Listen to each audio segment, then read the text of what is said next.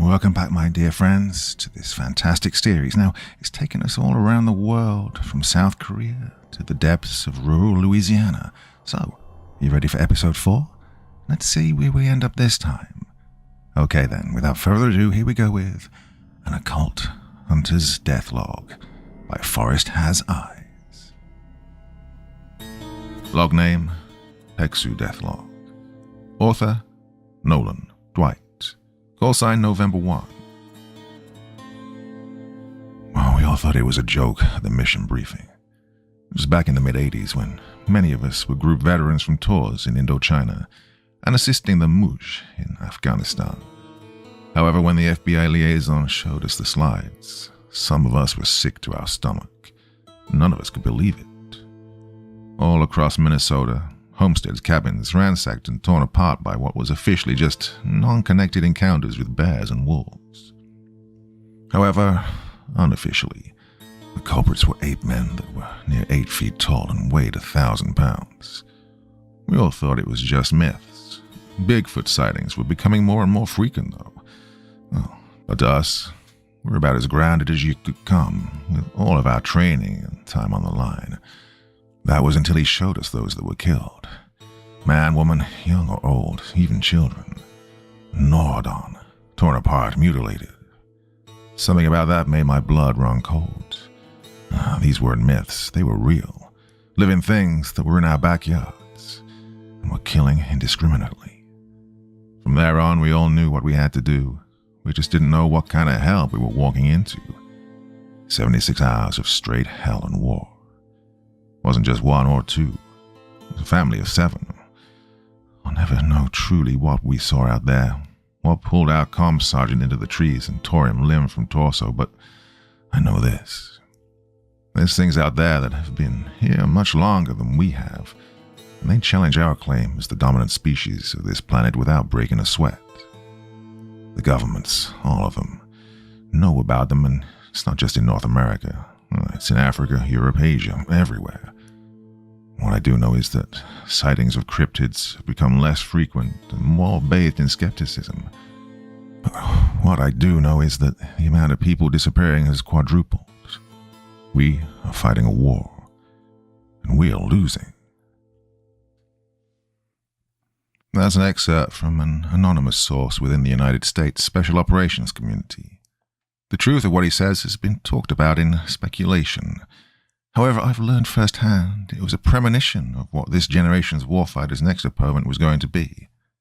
It's no secret that we live in a very strange world. Places like the Appalachian Mountains have been around as long as Pangaea has been formed, and half underwater. The Western Plains are filled with things that are taboo just to speak about, let alone go looking for. The forests of Europe are filled with tales of demons that stretch back to shadow men attacking and killing Roman soldiers. The deserts of Africa consume the fiercest foes and leave nothing but scraps of their uniforms and black strings as omens. There's a reason, no matter the distance, that every single culture has their own interpretation of the devil, dragons, and shapeshifters that rhyme and seem far too, similar. Honestly, it's amazing that our species has made it as far as we have. However, what is happening is far from over. Honestly, as technology has advanced, our curiosity has deepened. We've gone to further and further lengths to peer exactly where we shouldn't. NATO has been fighting a secret war for decades, and their enemies aren't human. So you're probably wondering, hey author, this is so secret, why are we just hearing about it? And how are you able to talk about it? Well, put simply, I'm in an interesting situation. So you don't have to... Look, my name is Dwight Nolan. You won't find much looking for me, as I've been scrubbed from the larger part of the internet and world, with only a few scraps left behind. Well, I was in the United States Army for 10 or so years, before I took to security contracting. It's there that I was a security guard who was hired to protect an estate. But things went south, very south. North for a bit, then went lateral. It was complicated, but that was years ago. Now, well, I got out of the army for several specific reasons. 4 tours to Afghanistan had left its wear and tear on my mind. One of the perks of being part of the most deployed unit in the U.S. Army's 10th Mountain Division. Climb to glory and all that garbage. I wanted to get back to the normal world and live a normal life. Normal, hey? What a fucking fool I was. Turns out this world is 9 meals from anarchy and 2 feet from the abyss, and those who control everything pay a pretty dime for men like I was to man the wall and keep the monsters at bay. Here I was thinking it was metaphorical. Well, there's a reason explorers wrote, "Here there be dragons," in the hopes of warding off anyone from venturing where many of their friends hadn't returned from. However, the indomitable human spirit is coupled with the unstoppable human curiosity that has resulted in 100,000 people going missing every single year. Well, where do I factor into all of this? Well, shortly after my southern Missouri hell ride, I got an offer from a suit named Javier. I still don't know if that's his real name or an alibi, and I really don't care. I sure as shit didn't care back then. You know what's the hard part about this world? Making a difference takes blood, sweat, and tears, and it seems futile if the elite are working against you. Well, after I got a termination letter, big fat check, and got told to make myself scarce or find myself disappeared, I did, and I felt like a coward. I moved out west for a while, laid low, but no matter how much I tried, no amount of denial or alcohol could smother the conflict I had internally. And so, after 2 years, I decided to accept the offer Javier had made me just over a year later. But in my stomach formed as I knew I was casting myself back into the same rabbit hole few ever got a chance to crawl out of. But, well, let's just say I wouldn't be able to sleep at night if I didn't. So I've been gone for quite a few years. It's been a roller coaster, but it's been productive. That being said, coming to terms with everything hasn't been the easiest, and I need some way to process everything. So I made a request that was surprisingly accepted. To catalogue what's been happening. Why was it greenlit? Well, your guess is as good as mine. Maybe they want to make sure whatever is leaked is in line with what they want. Or maybe they don't think anyone will believe it anyways. Maybe Javier realizes that sooner or later I was going to end up whistleblowing anyways, so he wanted to ensure it was sanctioned for a better look.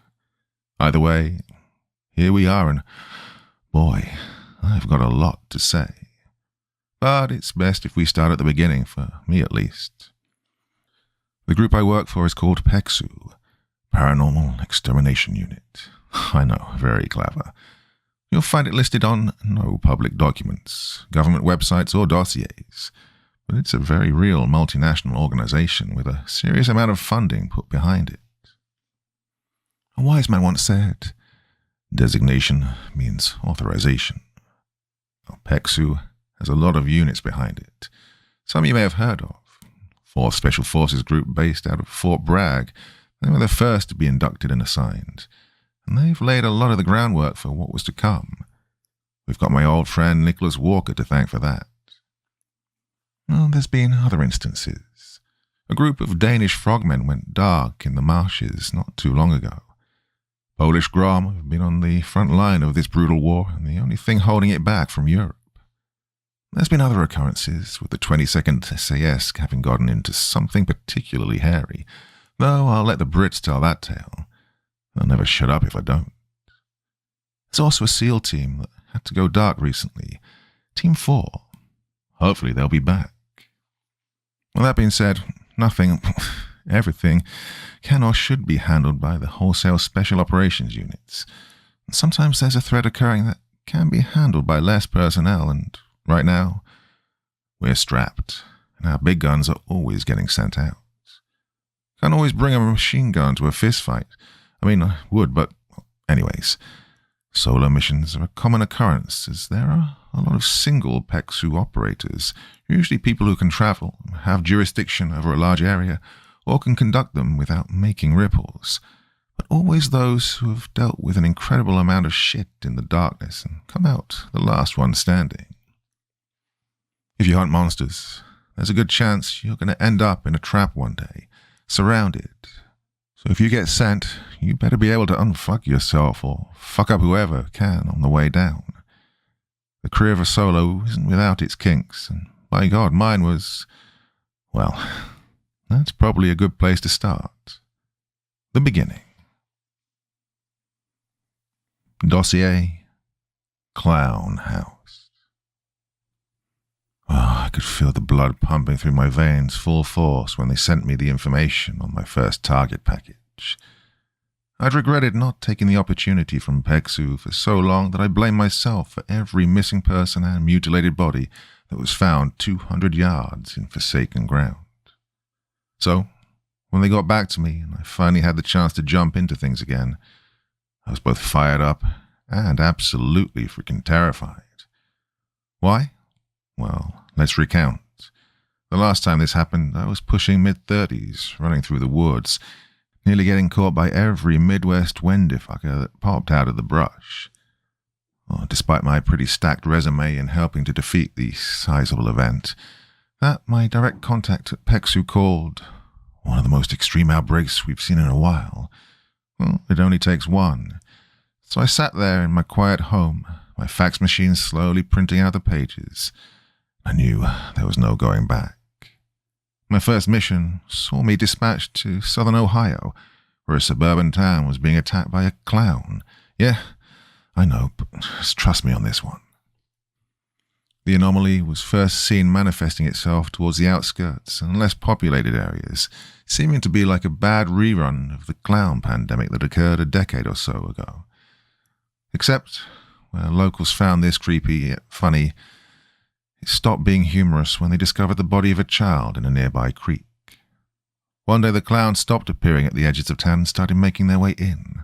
Locals would describe the chime of an ice cream truck, except wrong in every way. The only photo available was a half-blurred image taken as someone hid beside the window. The exterior was rusted, paint dry and warped to all hell, as what was probably blue and yellow looked like teal and decay. And the audio of the soundbite, well, let's just say I never thought some bullshit jingle would give me chills, but here I am. It was described as off-putting, though people mostly avoided it until the kid in question managed to sneak out and apparently run up to the ice cream truck and was never seen again, alive. I remember reading that shit, sitting there white-knuckling the page. The good and bad about being in this industry is that you're extremely informed, and if your intel can help it, you won't miss a detail. The bad is you get every detail. The kid's name? Toby. He was around 8 and some change. Police found him under the bridge face down on a rock bed, with all of his clothing stained. He'd been gone for several days, yet his clothes, apart from being soaked, seemed relatively clean, except for when they turned him over. He was drained of blood and hollowed out.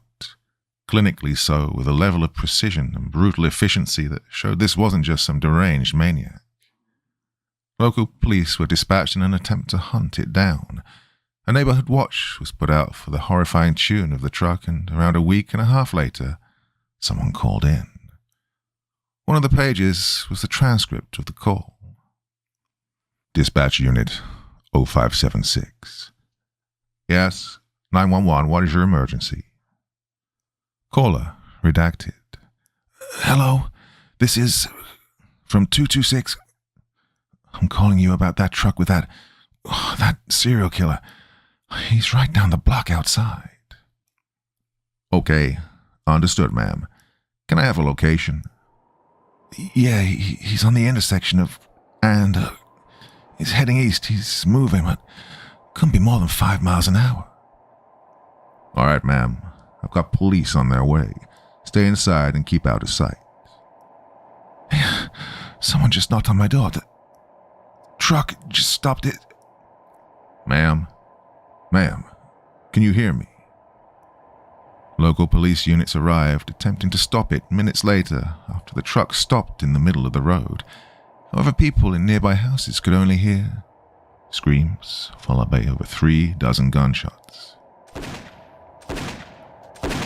When more backup showed up and people sheepishly emerged from under their beds, the truck was gone and 2 smashed, blood-covered and empty police cars were left behind. Police then ordered a stand down and, while civil servants stood down, Houses started turning up empty. People got vengeful. All who acted on such vengeance went missing.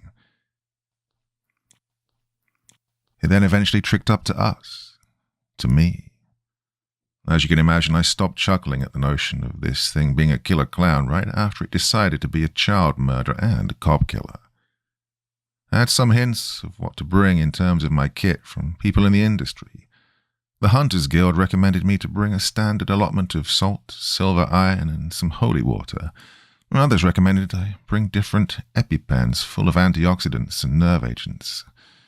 The same kind I had to keep in the army to protect me from a freaking chemical attack, which filled me with all kinds of warm and fuzzies. And of course, my own loadout, which was one of the benefits of being on the payroll of a coalition that could get you pretty much whatever you proved you needed. I rode into town on a rainy-ass day. Vehicle provided was a grey SUV with full blacked-out windows and enough armor in the doors and engine to make every turn hydroplane, and every acceleration sluggish. But it was comfort knowing if whatever this thing was going to jump on me, I'd hopefully be okay within the first few minutes. Blacked-out windows kept everything in the vehicle nice and concealed, which helped because I rolled out in full kit. A plate carrier sporting magazines, first aid, and all other sorts of accessories they could give me. On my hip was a Glock 19X, and on my passenger seat rested an MK-18. It's a 5.56 rifle, much like the AR-15 or M4, but with a shorter barrel at 10.3 inches. It might not be everyone's choice, but Eugene Stoner has saved my ass more times than I can count. The plan was simple, although probably stupid. I was going to head to the area where most of the sightings occurred and wait there. When, if the truck showed up, I'd assess what it did and maneuver. If not, time to go trudging through the woods.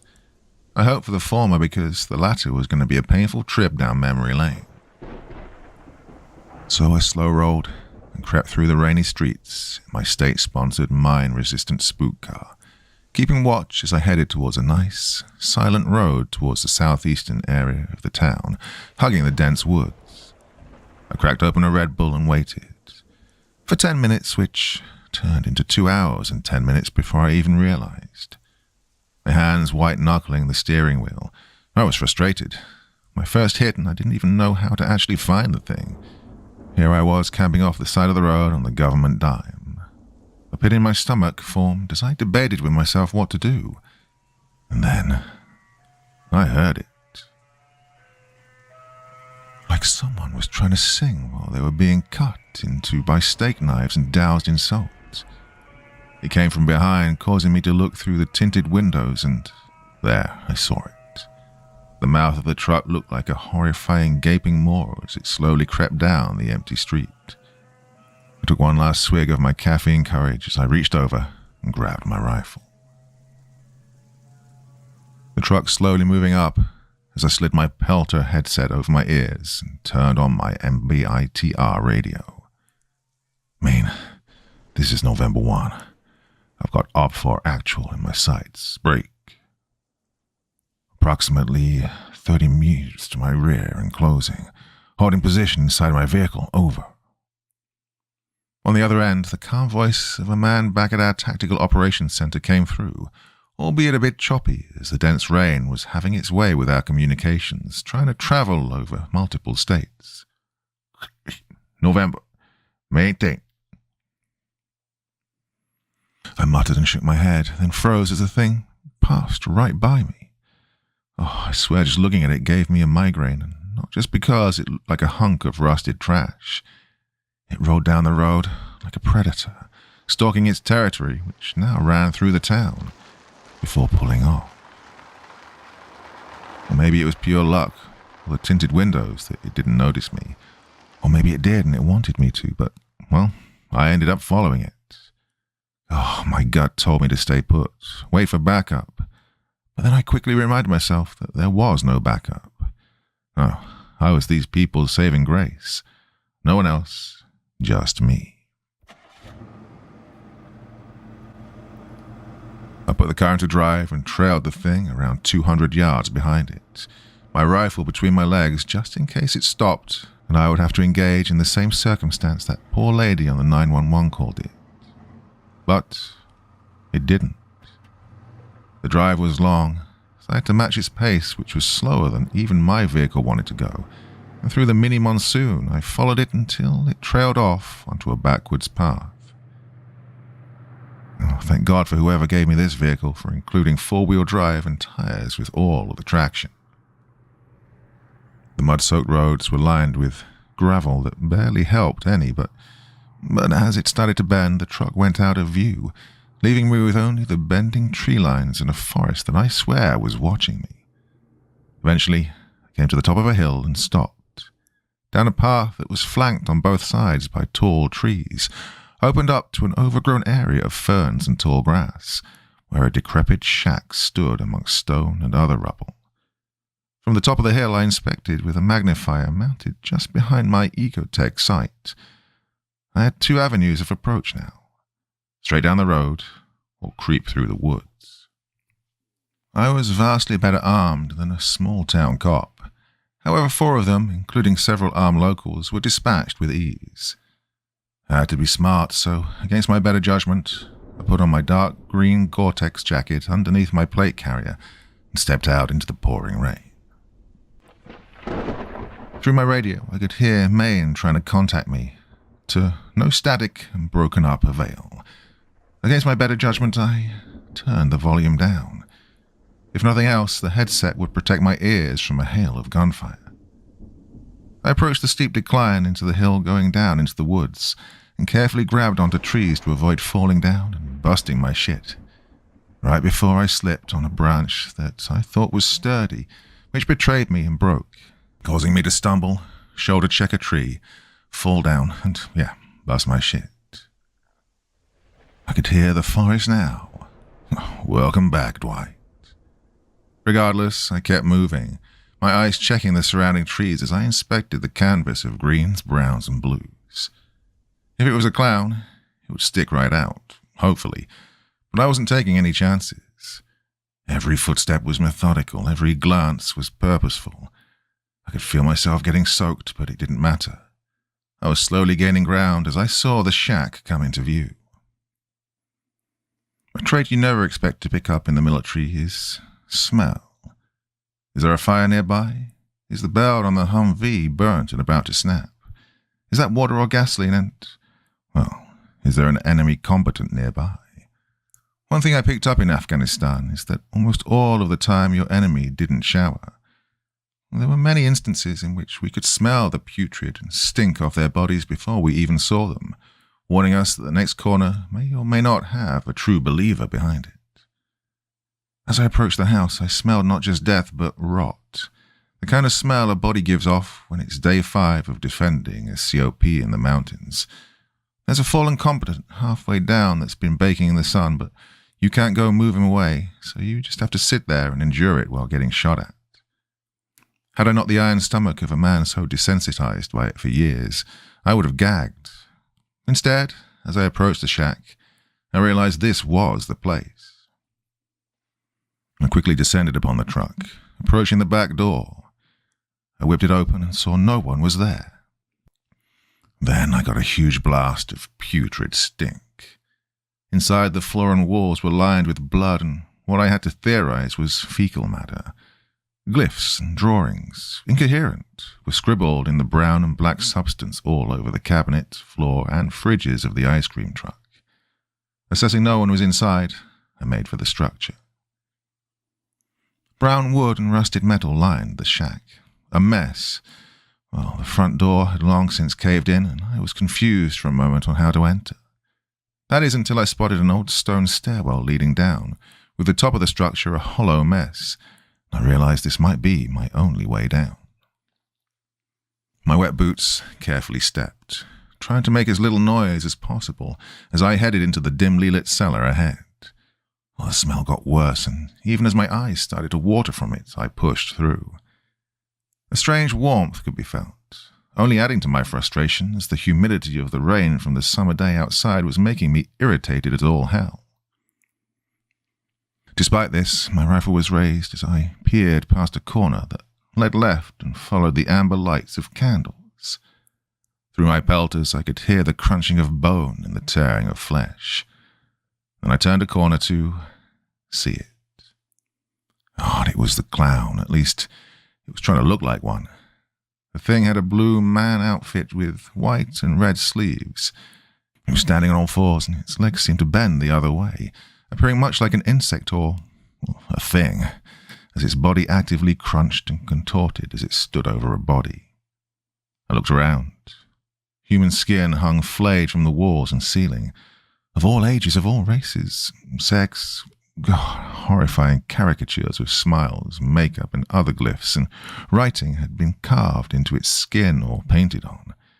All of them were mouth agape, as probably was their last moments, screaming. Oh, they were all screaming. My heart was pounding out of my chest as my eyes snapped back to the thing. Its hands crept over the body. Black and rotten bone seemed to protrude and break through the skin as it adapted and consumed the body whole, peeling the skin off as it consumed the flesh and left only the skin and bones. And then it stopped. Its head spun around at an impossible angle and stretched, its jaws biting down as the horrifying pile of tendons and muscle that once was a human dropped to the ground. Its eyes were milky white with pinprick irises. We both stared at each other. Honestly, I think it may have been a little shocked to see me.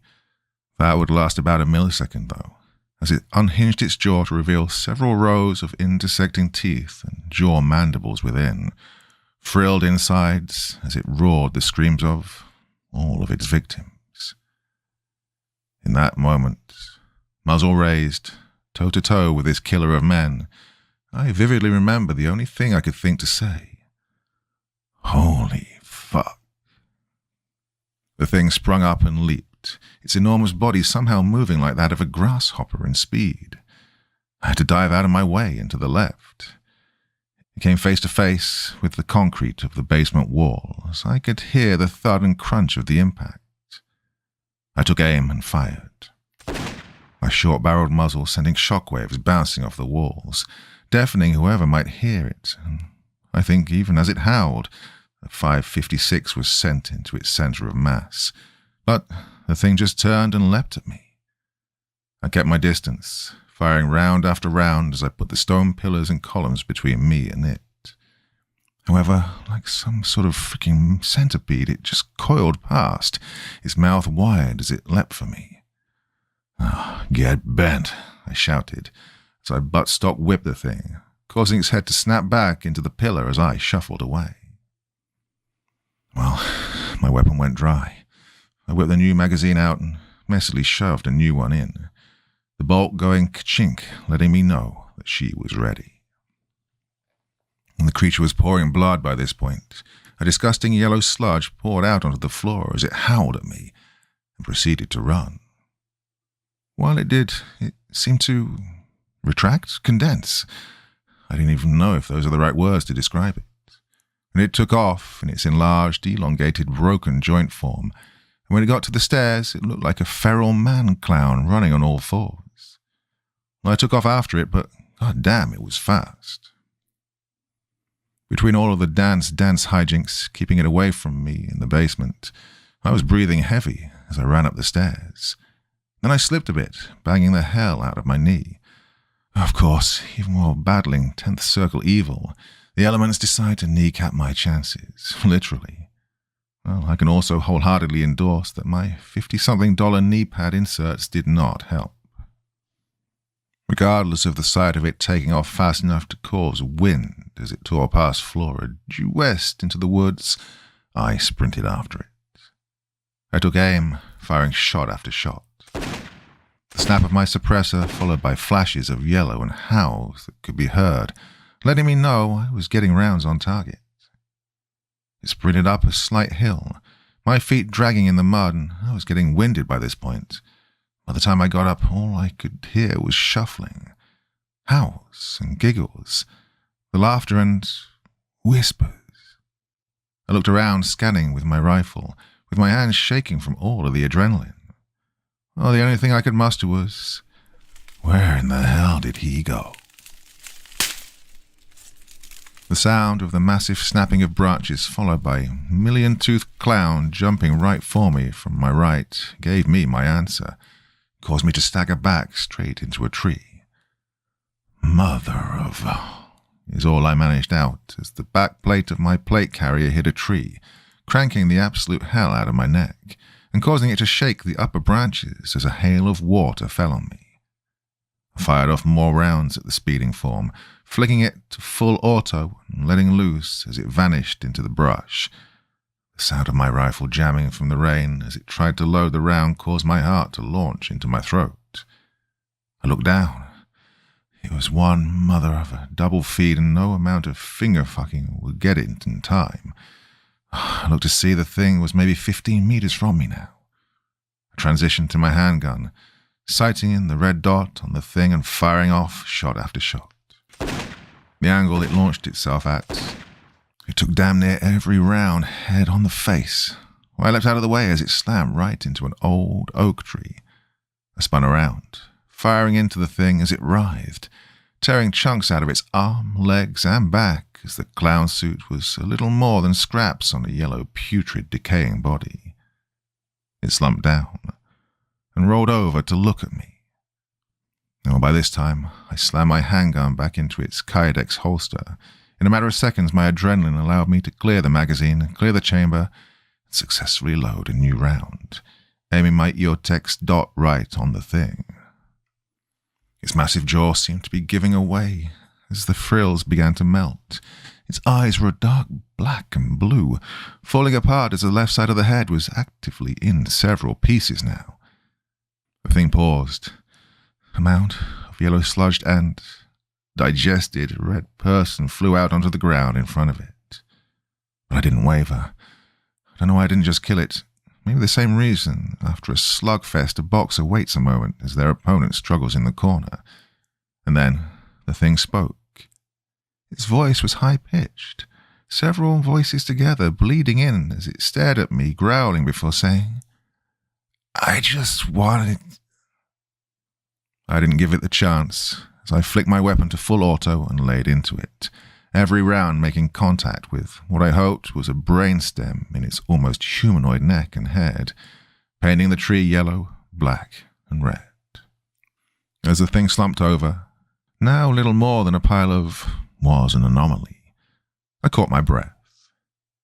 It then twitched, and I fired off several more rounds, almost half a magazine in total. Okay, can we stop with this fuckery now? This entire situation already gave me a migraine bigger than the West Wisconsin. I let my rifle hang as I stood there. I had done it. I topped off my Glock 19, pure instinct compelling me to never take my eyes off it as I turned the volume back up on the MBITR and tried again. This time I got a slightly okay connection. Maine, this is November 1. Radio, check. November 1, this is Maine. I read you, Lima Charlie. Requesting sitrep. Maine, Op 4 actual is down. I say, Op 4 actual is down. Prepare for proof of Echo X-ray. Echo X-ray meaning exterminated.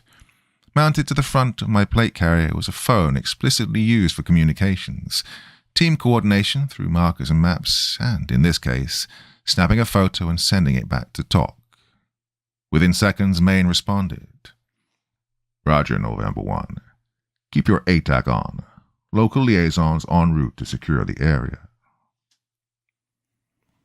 I got a week or so to detox from that mission, and it brought back some old memories. I remember the feeling of post-adrenaline after my first firefight. Sitting on the gun in the mountains, the cold wind seemed even harsher after my blood's heat dropped. Sitting out on the porch of my house, overlooking the wide-open plains with the Rockies in the distance, as my hand calmed, I felt the same clarity I felt then. Personally, in what I thought was going to be the twilight years of my career, I got on a plot of land and my house smack dab in the middle of around several hundred miles of nothing.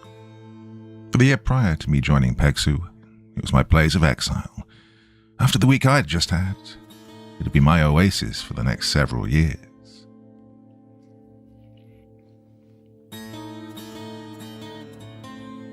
Dossier: Situation Whiskey. It was around 0500, also known to non-military, non-Europeans, non-Pacific as 5 a.m., known to me as early as hell in the morning. Despite this, I got a call from my contact at PEXU, Montgomery. He's like mid-20s-ish, full-blooded English, judging from the accent. This also probably makes sense as to why he decided to wake me up at the ass crack of dawn. "Good morning, Nolan. I've got an assignment I need you for," Monto said. I rubbed my eyes, looking at the clock, muttering, "It can't wait a few hours." It's going to take you a few hours to get there, Nolan." He laughed and quipped, "You're also the only one close. We've got a situation whiskey we need you to take care of." Oh, whiskey. Now that caused me to sit up, now much more awake. "What you're talking about, you'll see in your target package." I gazed at the fax machine as it slowly printed out every letter of data as I sipped on my Red Bull, the burning of my brain being deprived of sleep, a familiar reminder of the good old COF at 0300, weapons drawn at 1300, step off at 2000. Once it completed transferring, I digested it all. A recent massacre had occurred at a park in northern Minnesota that had every responding agency on high alert. In the aftermath of a particularly bad flash storm, state police reported a family of 4 going missing after being caught out in remote land. After conducting a search, they found them. Well, what was left of them. "Images attached," Montgomery said on speakerphone as I flipped through. "Just be advised, they're detailed." They were. You know what I learned most about animals? Whenever they kill, they do it for necessity. Survival, hunger, vital areas attached. When something is torn apart, it was done out of rage, out of spite. Animals don't have that in them. Not most, and not truly, none in the area of this. When a family of 4, including their 2 children, are, found in multiple pieces over the land area of 3 square kilometers, you know it's not coincidence. So what separates this from some serial killer? One of the hermits or forest people lurking in the rogue air caves with an SOG hatchet. It was the fact that 2 of the state troopers sent out to look for them ended up in body bags. The troop they were a part of ordered a frickin' stand down. Now that does not happen. When cops lose one of their own, they light a torch and it means war. When law enforcement pulls back, it knows they're up against something out of their league. So what was it? And how the hell was I supposed to match it? All points and evidence, including this being on Algonquin territory, point to this being a situation whiskey. For those of you who don't know, the Americas are an ancient place with their own set of rules, their own gods, and their own devils that just so happen to be taking up real estate with us. Just so happens you can accidentally invoke the fuckers if you speak their names. As such, PEXU enforces a series of codes to avoid such ripples. But since this is a log, you have already probably deduced what it is. Situation Whiskey stands for a Wendigo. What do we know about them? Truly? They've been documented in Native American folklore since before the first explorers who came here were a twinkle in their parents' eye. They're apex predators, and there's a reason even why the Hunters Guild, spanning many different reservations and game warden detachments, doesn't dance with them. If they don't have to, they won't. Well, there's a reason when Vikings went inland into ancient America, they left for a reason they refused to speak of. Something that was too much for them, that's still too much for most. They're incredibly fast, lethal to the point of being a weapon of mass casualty production, and if you hear them, they already know you're there. Usually we send multiples out, but we're on an all points alert right now. I'm sorry, Nolan, but you're going to have to go this alone. Keep comms, I'll be right there with you. Ah, yes. Send the story of the newly hired NATO-sponsored hitman tangoing with the Native American cannibal demon that just gutted an armored police cruiser not 18 hours prior. Someone either had it out for me or had extreme confidence in me. Both were impossible to differentiate. Needless to say, my approach to the target area was tense. Through the sea of brown, green, and yellow flanking either side of the highway, I couldn't stop seeing things. A slight movement here, a flash there. I was driving straight into enemy territory, and I knew it. I pulled up to the side in the middle of the day. The entire interstate road cutting through uninhabited Minnesota near it was closed off due to storm damage. But I knew better, and upon breaching the perimeter, I immediately felt like I was being watched. Well, I knew I was. Fucking goddamn it. I found where the state police had gotten attacked at. My blood ran cold. One of their SUVs was completely gutted from the right side. The other had its front door torn off and strewn over the road. I grabbed my rifle, this time settling for an 8K platform. The higher-powered 7.62 would do wonders more than the AR would against a foe that could shrug off from the amount of brass I counted on the ground. Nearly 210 rounds of 5.56 and too much 9mm. I stepped out and heard nothing. It was the middle of summer in a sector which had more birds and trees than it did people. It sounded exactly what the peaks of PEXU did. I surveyed the area, blood and gore long since drying up on the ground.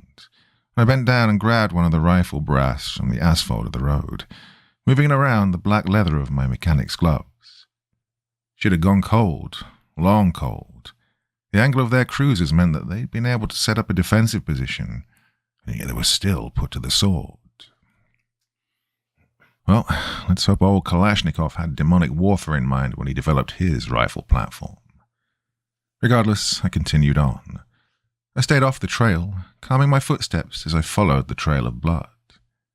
The state police hadn't gone down without a fight, and the gutted trees, brass, and blood showed.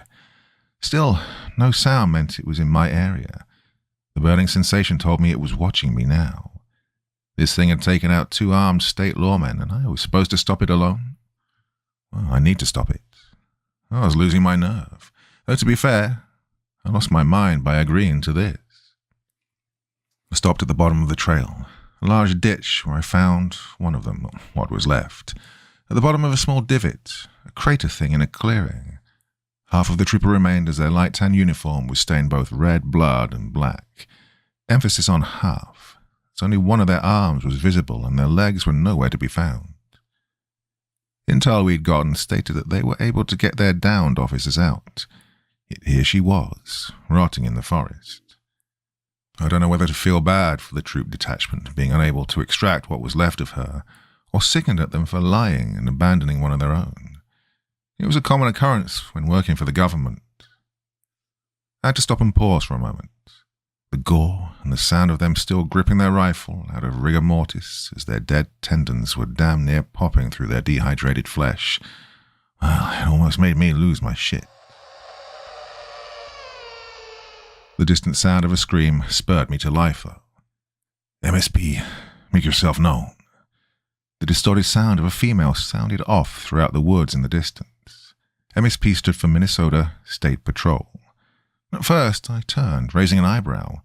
What were they doing here? Why was their presence not relayed? The only vehicles by the road were, well, only the destroyed ones. A pit formed in my stomach as the voice called out again, this time sounding female.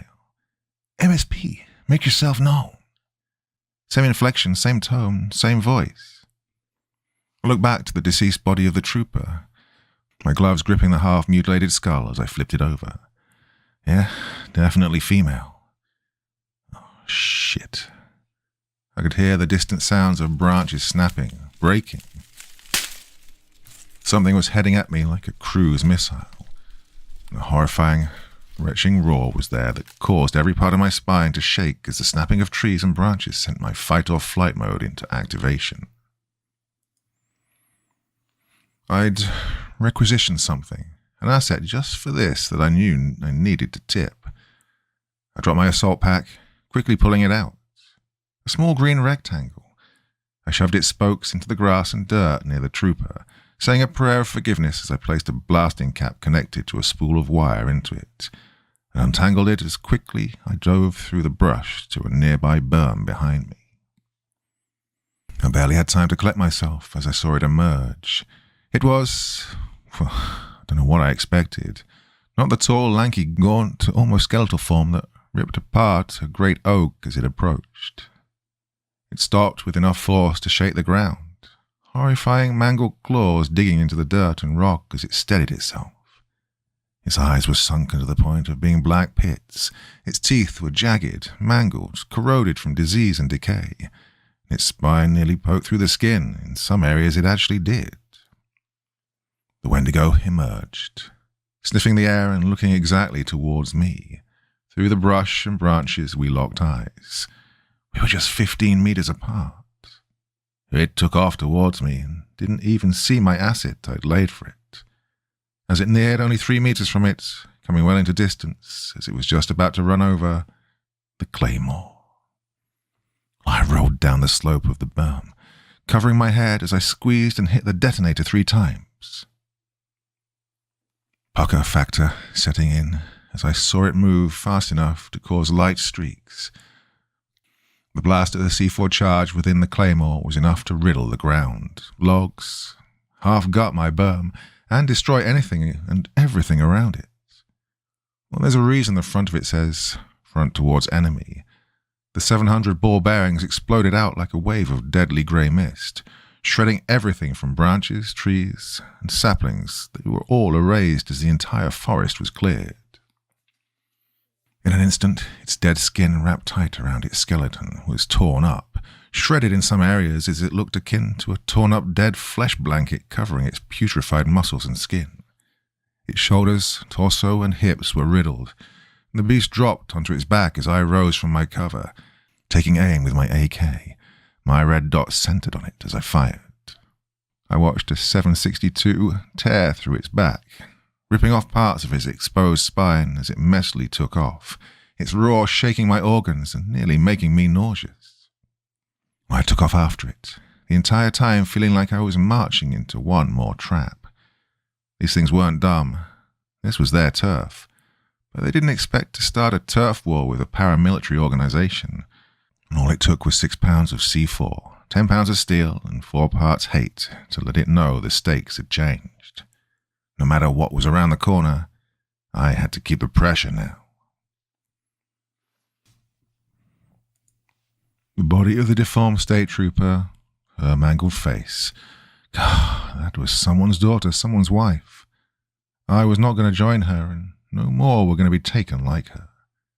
I let off round after round, effective fire for 570 meters. When a magazine went dry, I flicked it out, replenishing my AK with a new one as I kept pace. The distance was a ways, but it was closing. I didn't relent, and it sure as hell made my pursuit a challenge. Over logs, trees, damn near losing a shin as a drop the size of a sewer enveloped me, I kept pursuing through a ditch that made me feel like I was fighting in supernatural trench warfare. But eventually I found its lair. The black blood burned into the ground, hissing as my low-cut Solomon boots stepped around. My feet kicking what I could tell were wooden boxes and baskets. I assumed then it was just items from its victims. God, I wish I was right. The light of my weapon leading the way, piercing the darkness as I rounded past a curtain, as I found it. Deep inside of the cave, it rested, dried muscles hissing as it was on its limbs, hissing and screaming as it roared, its face falling apart in chunks as it stared at me with only hate and rage in its eyes. I took aim and leveled my rifle. A set of controlled shots from the rifle ripped through its already damaged skull. I'd read up on plenty of stories where old warriors needed daggers of fire to melt the heart of the Wendigo, but I guess this'll substitute.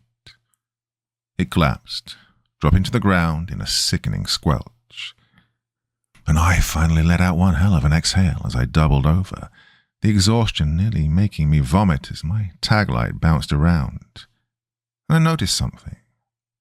Runes on the floor that looked Eastern European and ancient, lining the ground and walls, painted in a shiny, slightly silver substance. What the fuck? I remember muttering as I scanned around, barely noticing the interior of the cave as I pursued it. Benches, a table, and where we stood? Well, I killed it on some sort of an altar. a single slab of refined granite that was carved flush into the floor.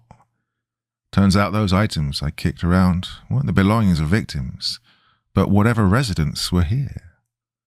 What the fuck? I looked, the rotten smell causing me to gag as I scanned my light and noticed a slew of rotten flesh, meat, human meat, most recently the body of the other state trooper.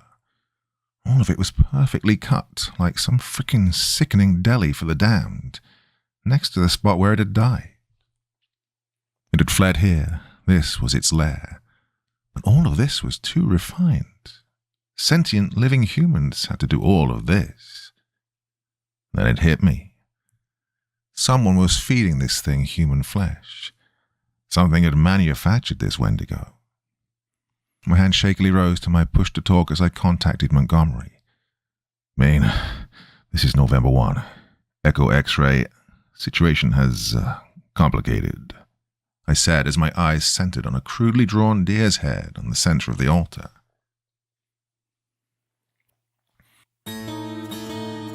Back at my house, I received not another target package, but a notice from the PEXU higher-ups.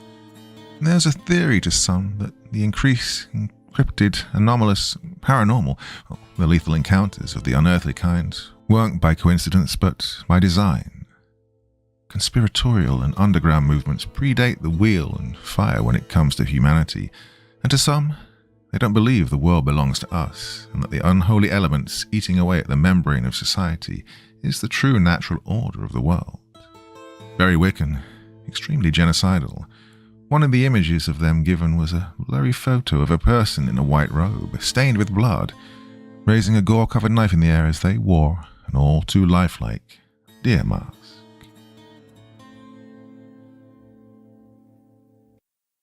An Occult Hunter's Deathlog, Entry 2, by Forest Has Eyes. Hey, it's Dwight. Sorry for the gap in time needed to collect myself.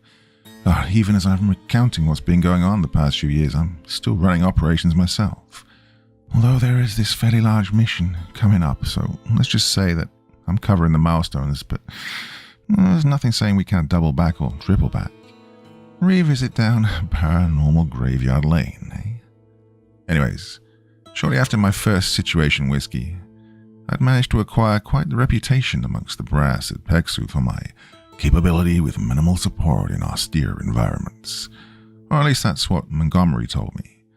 By the time I walked out of my first year in the unit, I'd more or less squared up against Parafor at least once in almost every regional sect across the world. The exceptions being Africa and the Pacific. Though the latter would change. The last time I was in the East, I was serving with the flag on my shoulder, and me and my platoon were suffering in 90% humidity in the depths of the Jungle Combat Training Center in Korea, which, coincidentally enough, is where I'd be going back to. Dossier: Nine-Tailed Fox. I'd never been big on Asian folklore, but one thing I gather is that due to the proximity of Japan, Korea, and China, many of the entities tend to remain in the region and prowl regardless of the national borders that each country has erected so sternly. The Kappa were a recurring problem I'd heard about. A consistent source of disappearing peoples the JSDF and the ROK regularly convened about. However, one of the most terrifying that is spoken about only in hushed whispers is the demon that seeks to achieve immortality. In Japanese, you've probably heard of it as kitsune, though in Korean it's pronounced kumiho. What I was sent prior to my departure for the peninsula was steeped in millennia-old iconography, with not so much in the way of recent info. Well, I'd come to find out why. I wouldn't be doing this alone, however. Due to the proximity, the location of the kumiho was to be the DMZ. The deployment of a larger unit would unnecessarily increase tensions with the DPRK, so PEXU had to deploy solo operators. And my secondary I'd be rolling with will be a man by the name of Jae-Hyun Kim, a survival and evasion specialist and a member of South Korea's elite 707th Special Mission Group, a unit shrouded in mystery and black operations, known only for their high-risk operations. His was a resume steeped in special operations etiquette and proven from what several various pages of redacted previous operations told me, and supposedly I'd done such a good job that this old burnt-out light infantryman was seen as an equivalent. Well, we'd find out if that was true in the coming days. Oh, you know what I hate about flying? Turbulence. You know what's worse than turbulence? Enduring it while you're 30,000 feet over the deepest ocean in the world. I'm not going to sit here and act like I'm stone stoic. There's a reason I never went to airborne school.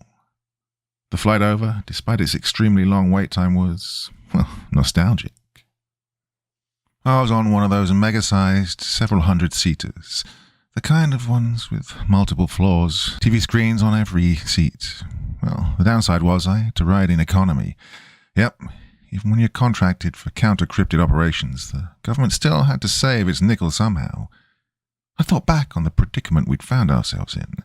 Scrapping the top of the budget, plenty of munitions to go around, but major support was few and far between. As to why, well, I'll get to that later. For now, I just sat back, enjoying the ambience of the Mach 700 horsepower outside as I took in my surroundings. The dark haze from the scenery of the plane, the slight shake every 2 to 5 minutes, the eyes outside of my window. I cracked open a bottle of... Wait, hang on. My eyes shot to the window to my right, my own face staring back as the deep, blood-red irises were consuming. My own smile seemed to creep up the sides of my face as my skin stretched and tore. My breathing seemed to get hemmed up for a moment as I didn't know what to do. My blood ran cold, and I flinched in my seat. And then I woke up. You know that split second of deathly fear you feel, like you're going into freefall? Well, you especially feel it on a plane due to the air pressure and disorientation from turns. Well, that's what I felt as I woke up. Looking around, everything was fine. I pulled up the cover to the window and there was nothing, just clouds, rain, and a slick plane wing. I excused myself to the restroom, which, as a 6'2" American on flights made for people who are on average a foot shorter than me, well, you can imagine how comfortable that was. A splash of cold water on my face sobered me up as I gazed into the mirror. Oh, I must have been so stressed, I burst a blood vessel in my eye. Oh, for fuck's sakes.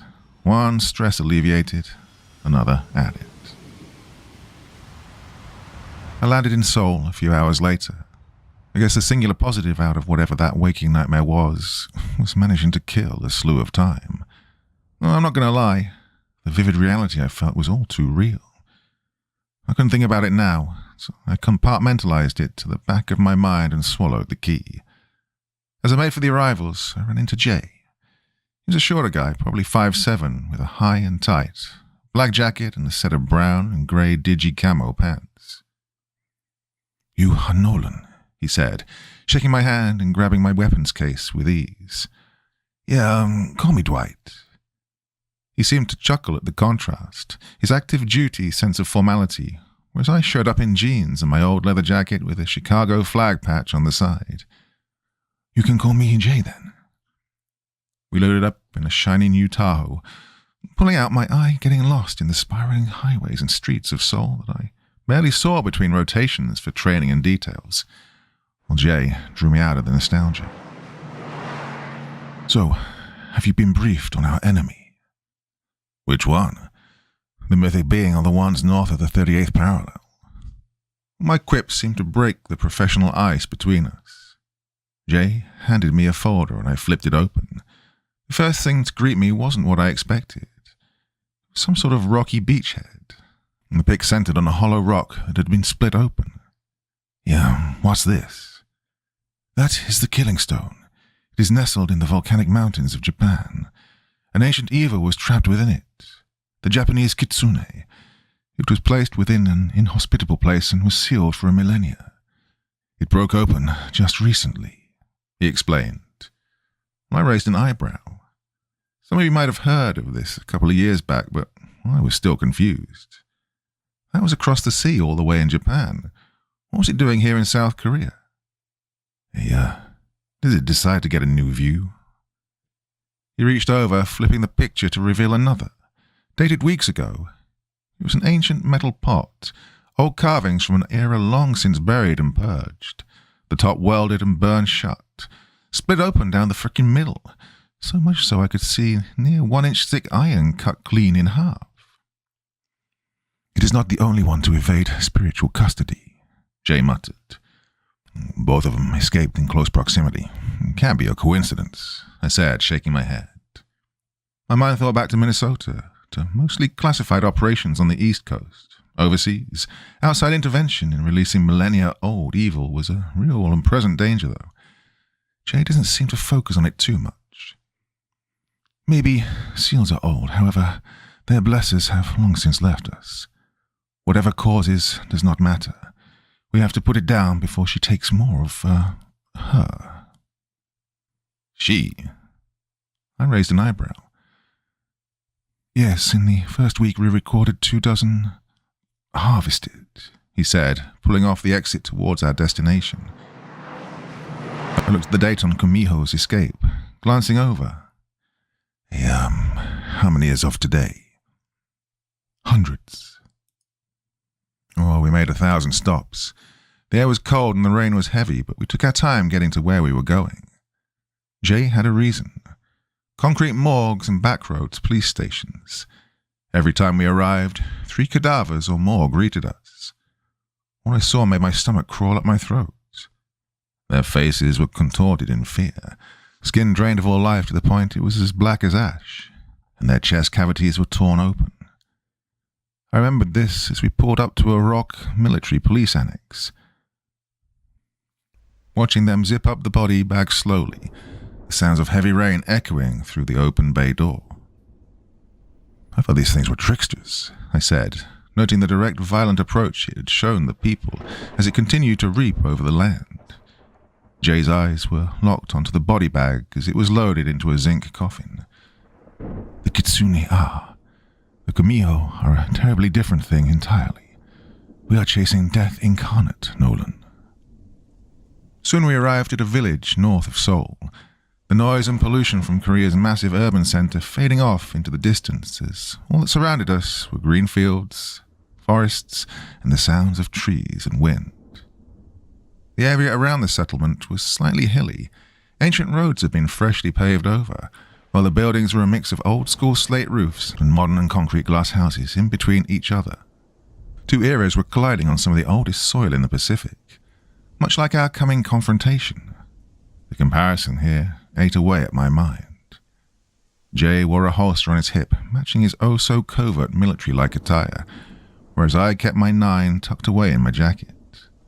I let him take the lead as he guided me through the streets.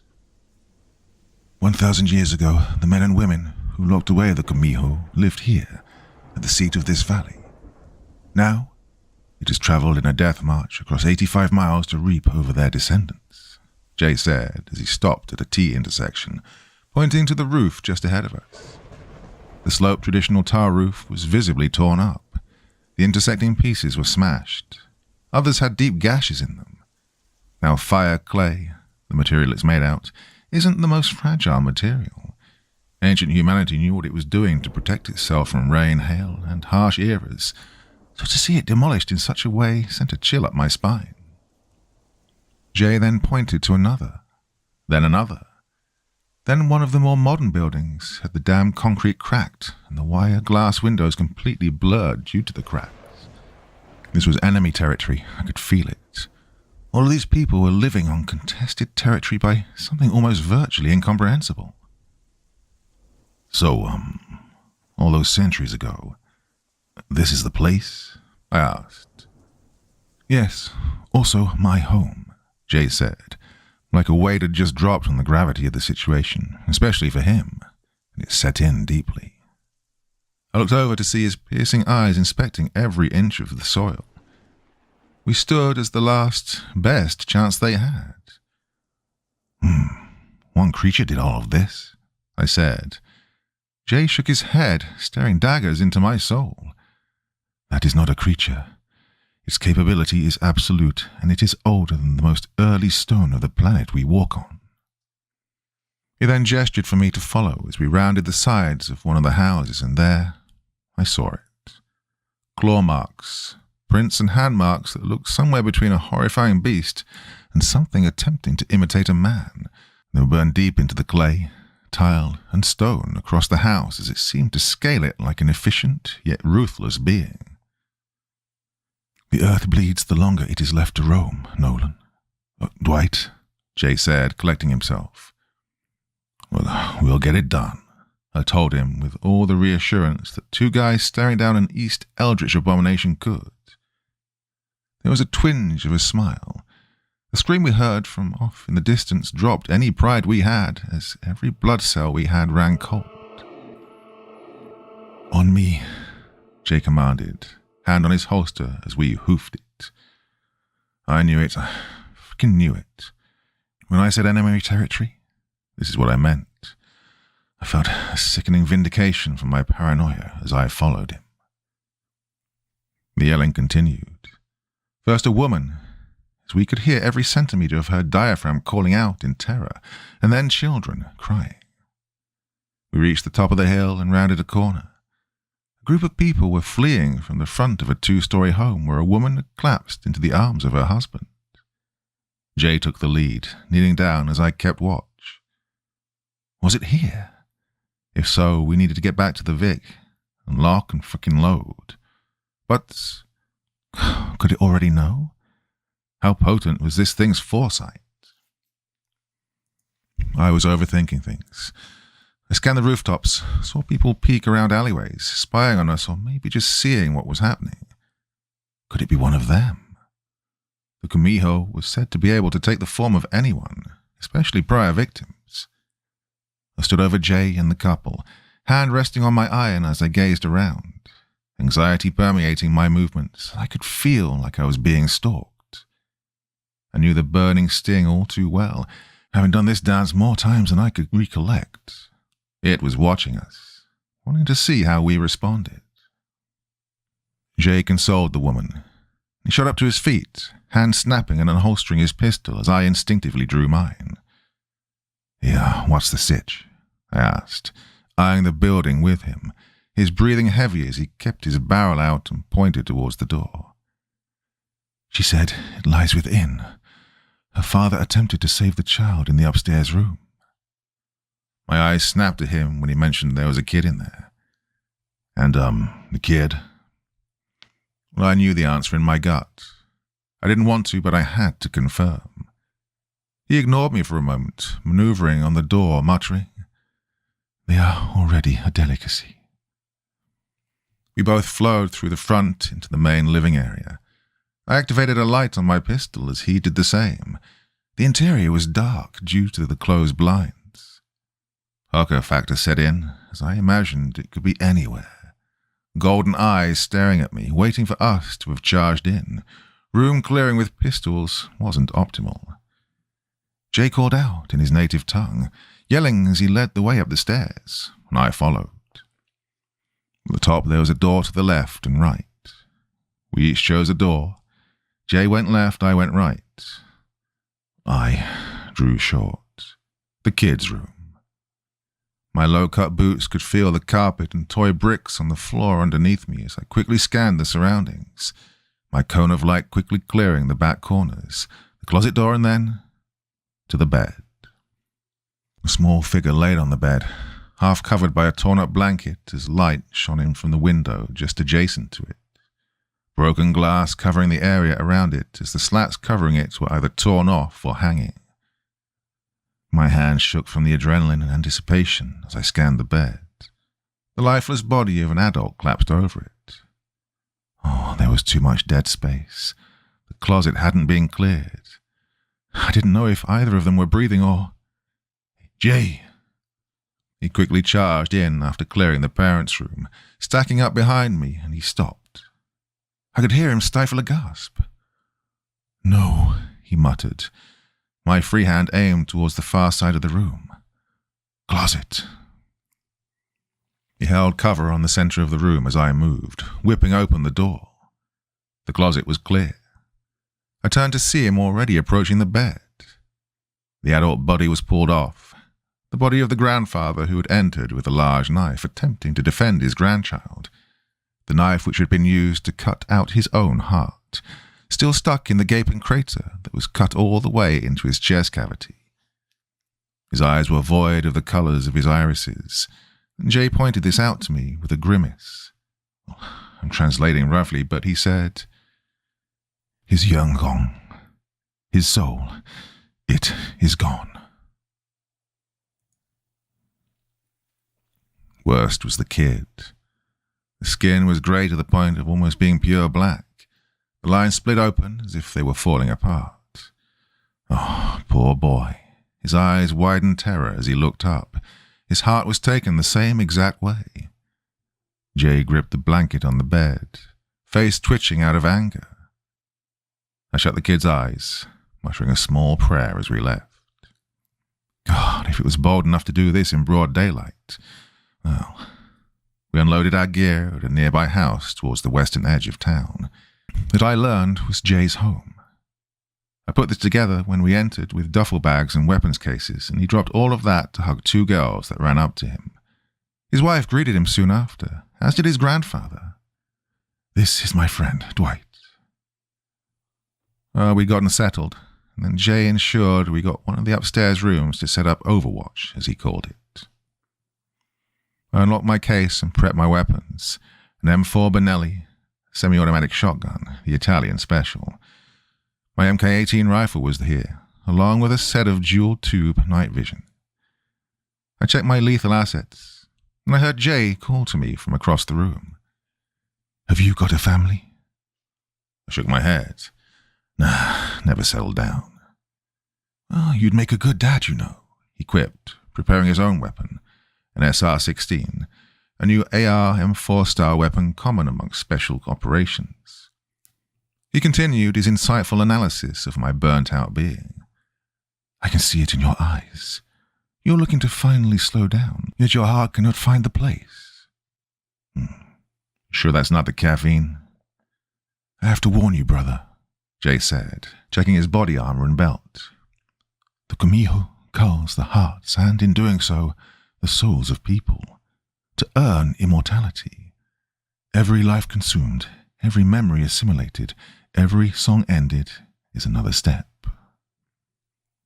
I thought about this as I gazed over at the target package resting on the desk in the room. The pictures, the information, the mythology, and then Jay's own words. Hundreds already consumed. Well, if it hadn't achieved immortality already, then it was going to be an absolute pain in the ass to take down. "Well," I said, holding my 12-gauge in my hands, "it's a good thing we came back by superior firepower." Our last moment of respite came when I was invited to dinner with Jay's family at the table. His father sat at the head, both Jay and his wife flanking him as their kids sat with their mom. I was told to sit at the other end as the guest to their home. They served me japchae. His wife told me it would heal the soul before a confrontation. Well, honestly, I think I'll be going to Korean grills more often. Damn, it hit in a way that I hadn't felt in a small bicentennial. I was drawn from my all-too-Americanized devouring of their food by Jay's father. "You're in the American Army?" "I was, sir," I said, policing up my respect in a way that had Jay and his wife chuckling. The old man's eyes were that of slick granite, welcoming yet with a wall of stoic confidence behind them. "Once a soldier, always a soldier," Jay said between bites, in a way that had his wife slapping his arm and telling him off for eating while speaking. After everyone in the village had settled down for the night, remaining indoors even on the weekend, a pseudo-curfew was in effect, we got to work. I pulled my plate carrier over my jacket, slinging my rifle to my back as I kept my shotgun at the ready. I pulled down my night vision as the dark, shadowy rural village we were in became bathed in a wave of blues and whites that illuminated every corner, dispelled every shadow. With the natural moonlight aiding us, we were in business. I stepped out onto the darkened streets, and the wooden steps creaked with every movement I made, so I could hear my boots impact the paving on the roads. The entire area was deserted as I scanned, a piercing feeling of impending contact. Radio, check. I heard Jay's voice come through the radio. My free hand slid off my shotgun to push talk. This is November 1, loud and clear. Silence returned to my headset as I scanned around. The only audible sound was my gear rubbing up against my jacket and the rocks underneath. Even the small river that ran nearby got even more silent. All of the crickets, birds that had been there an hour prior were gone. I am in place, Jay said, taking an overwatch position on the top floor of his house. I swallowed hard as I continued to scan my surroundings, sticking to the walls of buildings as I prowled through the darkness. Damn, it's too silent out here, I muttered into the comms. A moment passed before he whispered through, Then it is here. Prepare yourself. Suddenly a loud snap and crash occurred in the distance, causing me to pivot 145 degrees towards the southeast. I quickly took off, the muzzle of my shotgun leading the way as I navigated the tight corridors and walkways between roads and buildings. I think I saw it.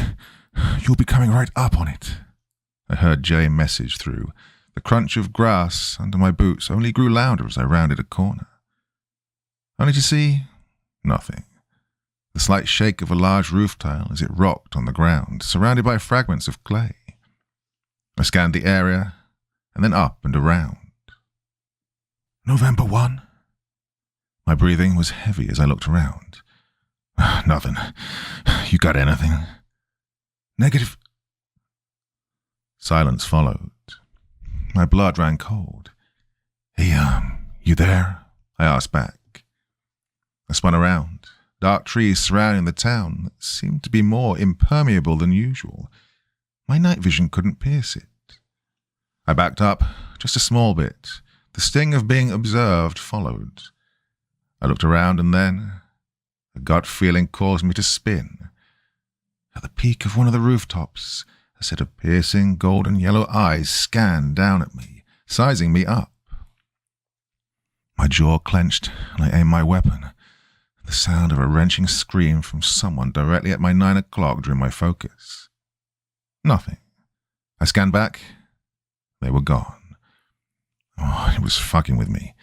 It had me out in the open, and it was trying to gauge my reaction time. Knowing it was inevitable that I would engage, I switched to my rifle, slinging my 12-gauge back, not trying to deconstruct any houses and anyone who might be within them. Almost immediately I heard the crunching of tile as I took aim, the laser mounted on my rifle allowing me to aim under night vision. It was heading towards the center of the village. I kept pace, but the silhouette darted across roofs at unimaginable speeds, barely a flash or a blink. All the while I tried to take aim, but nothing. I rounded a corner back onto a main road. My barrel immediately dropped as I came face to face with a kid. My boots scraping as I stopped, holding out a hand. Yeah, easy. I tried to calm him. I didn't know Korean. Jay was currently unreachable. Oh man, you need to get back indoors. I pointed to the houses around, my eyes still scanning. I should have known something was up when the kid didn't even flinch at the sight of a fully armed American with multiple weapons. I just thought it was something cultural. I spun around, rifle aimed, and then I looked back. Kid, you need to... The smile on that thing's face, stretching to the point where the flesh should have torn, eyes wide and piercing into my soul. I didn't notice at first as I was scanning other sectors, but it was the kid we'd found in that upper room. My rifle immediately snapped to the creature who stood there wearing the visage of the fallen. The laser was slightly shaking as I backed up, not wanting to take my eyes off it, and then... A series of shots ringing out from the west caught my attention. That was Jay's weapon. Then, through a broken radio transmission, November 1, Alamo. Alamo. It was code amongst PEXU units where whatever safe haven had been established had been breached by an enemy force. His home. Oh, my eyes snapped back to the thing, and it was gone. Just a set of beast-like claws burned into the road. Oh, God damn it. Well, I raced back to the house, front tiles falling off as the upper window had been breached. I called out, "Jay!" No answer. My barrel was raised as I pushed through and entered. One-person room clearing is hell and is almost always a death sentence, but circumstances be damned. "Friendly's entering," I called out. It was our running password to avoid fratricide. The main living area was clear, save for someone huddled in the corner, Jay's wife. "Hannah," I called out, arms wrapped around her legs as I reached out, her eyes staring at me in terror. "Hannah, it's me." She backed up slightly, shivering. It looked like you." I stopped as I realized all the commotion from the top floor had ceased. I raised my weapon and aimed for the stairs. November 1 to Kilo 9. Status. Well, Jay didn't respond. "Hannah, do you have a place you can hide?" I asked, only to be answered with manic sobs. Great. Just terrific. I approached her, taking her hand and helping her to stand up. Just then the sound of the side door opening caused my hand to snap to my pistol, drawing it and aiming it at Jay. "Dwight!" he called out, his rifle raised as he aimed it at me. I aimed back. "It's me, Jay." I could tell he needed it to be proved as he stared back through his night vision, my pistol aimed at him. "Show me your eyes." I flipped up my night vision and he looked. Then he followed. They were normal. As I was reupholstering my weapon, his face went pale though, seeing who was with me. "Dwight, Hannah is currently in the room with our boy," he shouted.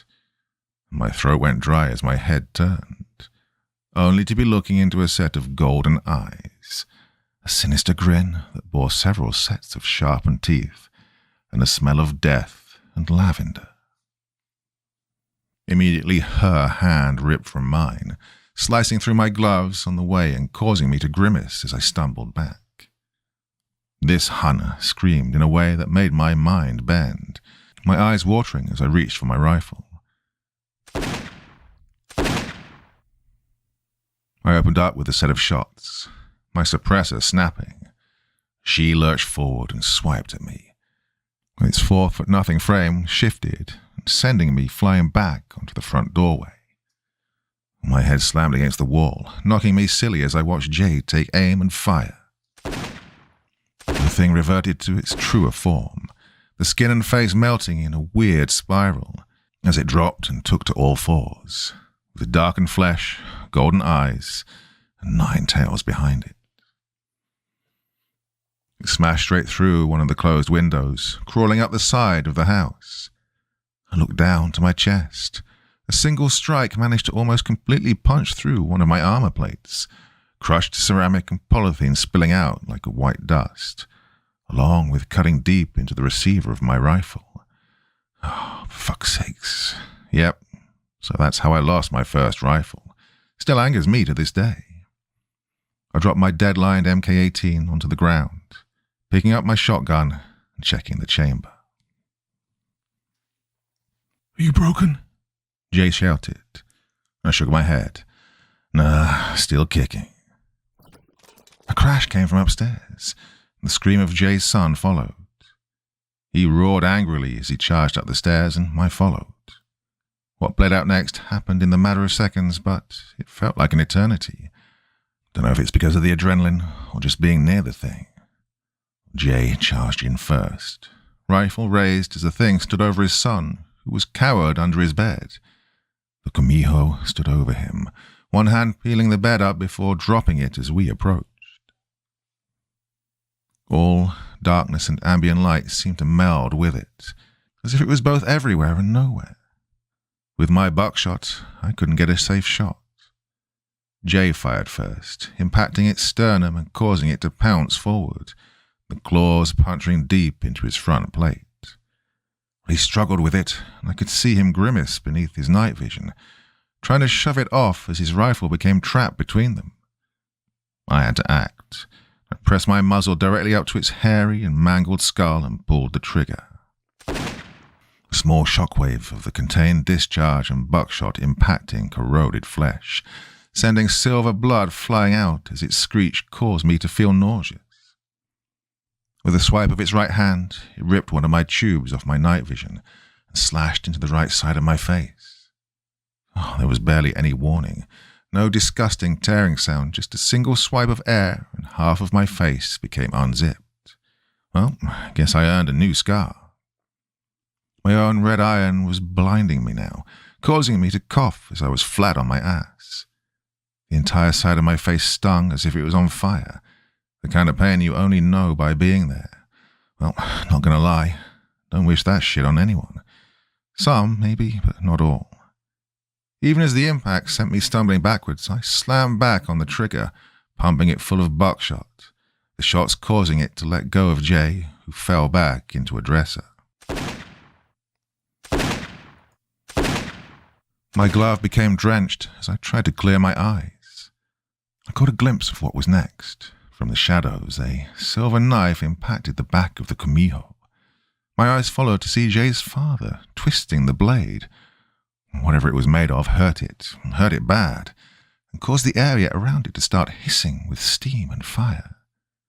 I also saw it duck down and slash backwards, gutting the old man's stomach. The sound of mulched flesh and meat pouring onto the floor as he let out a single, pained gasp. Jay cried out in anger as he fired his rifle, a hail of rounds tearing through that being that was falling apart now, dark flesh melting the floor as chunks fell off. By this time I'd risen to a knee, wiping off crimson as it caked over my face, taking aim with my pistol. A light show of flashes, both in IR through my still-working tube and in the darkness from my other eye. Snaps of 9mm were joined by 5.56 as we slowly cut it down, and soon enough its golden eyes stared into my soul as it melted into a pile of mess and evil, eating through the floor. The adrenaline dump quickly left us as the wet cold from the outside chilled both of us to the bone. I let out a shaky grunt as I viewed the remains of the creature. So much for immortality. Hannah ran up the stairs, scooping up her son before crying on his head. Jay did as well.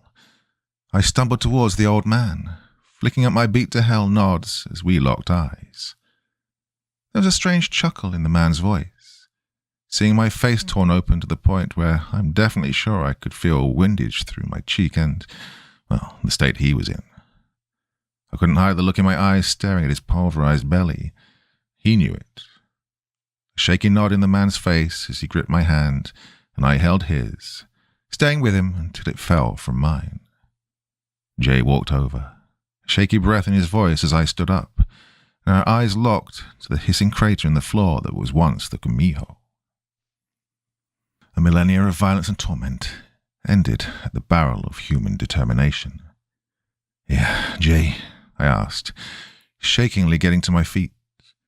"Call it in," he muttered. I looked at him. "You're a mission. You're home."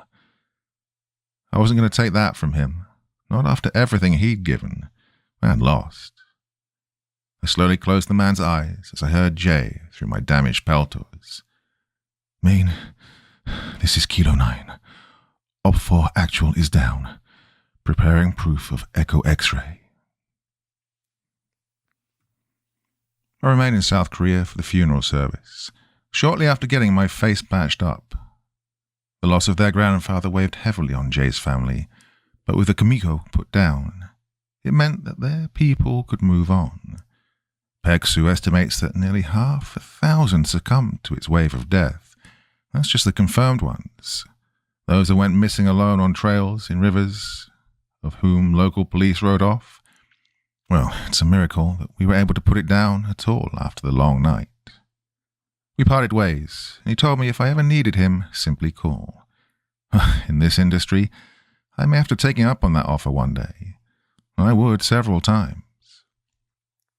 I remember the phone call from Montgomery not long after that. I got a few weeks off to heal up my injuries. You know what they don't tell you about facial injuries like that? How much it freaking burns in the upper atmosphere. Don't know if it's the moisture, but it was a long flight back to the continental 48. On the bright side, I got to relax at my house. I bought it shortly after my departure from that company I used to work at. My prior encounters before PEXU left me a little more than paranoid of the deep woods, and with my previous employers looking to catch me off guard, I knew I needed a place of quiet, open isolation. Well, I got it, with a few caveats. The house itself was a 2-floor ranch house that came with a large plot of land near the Rockies.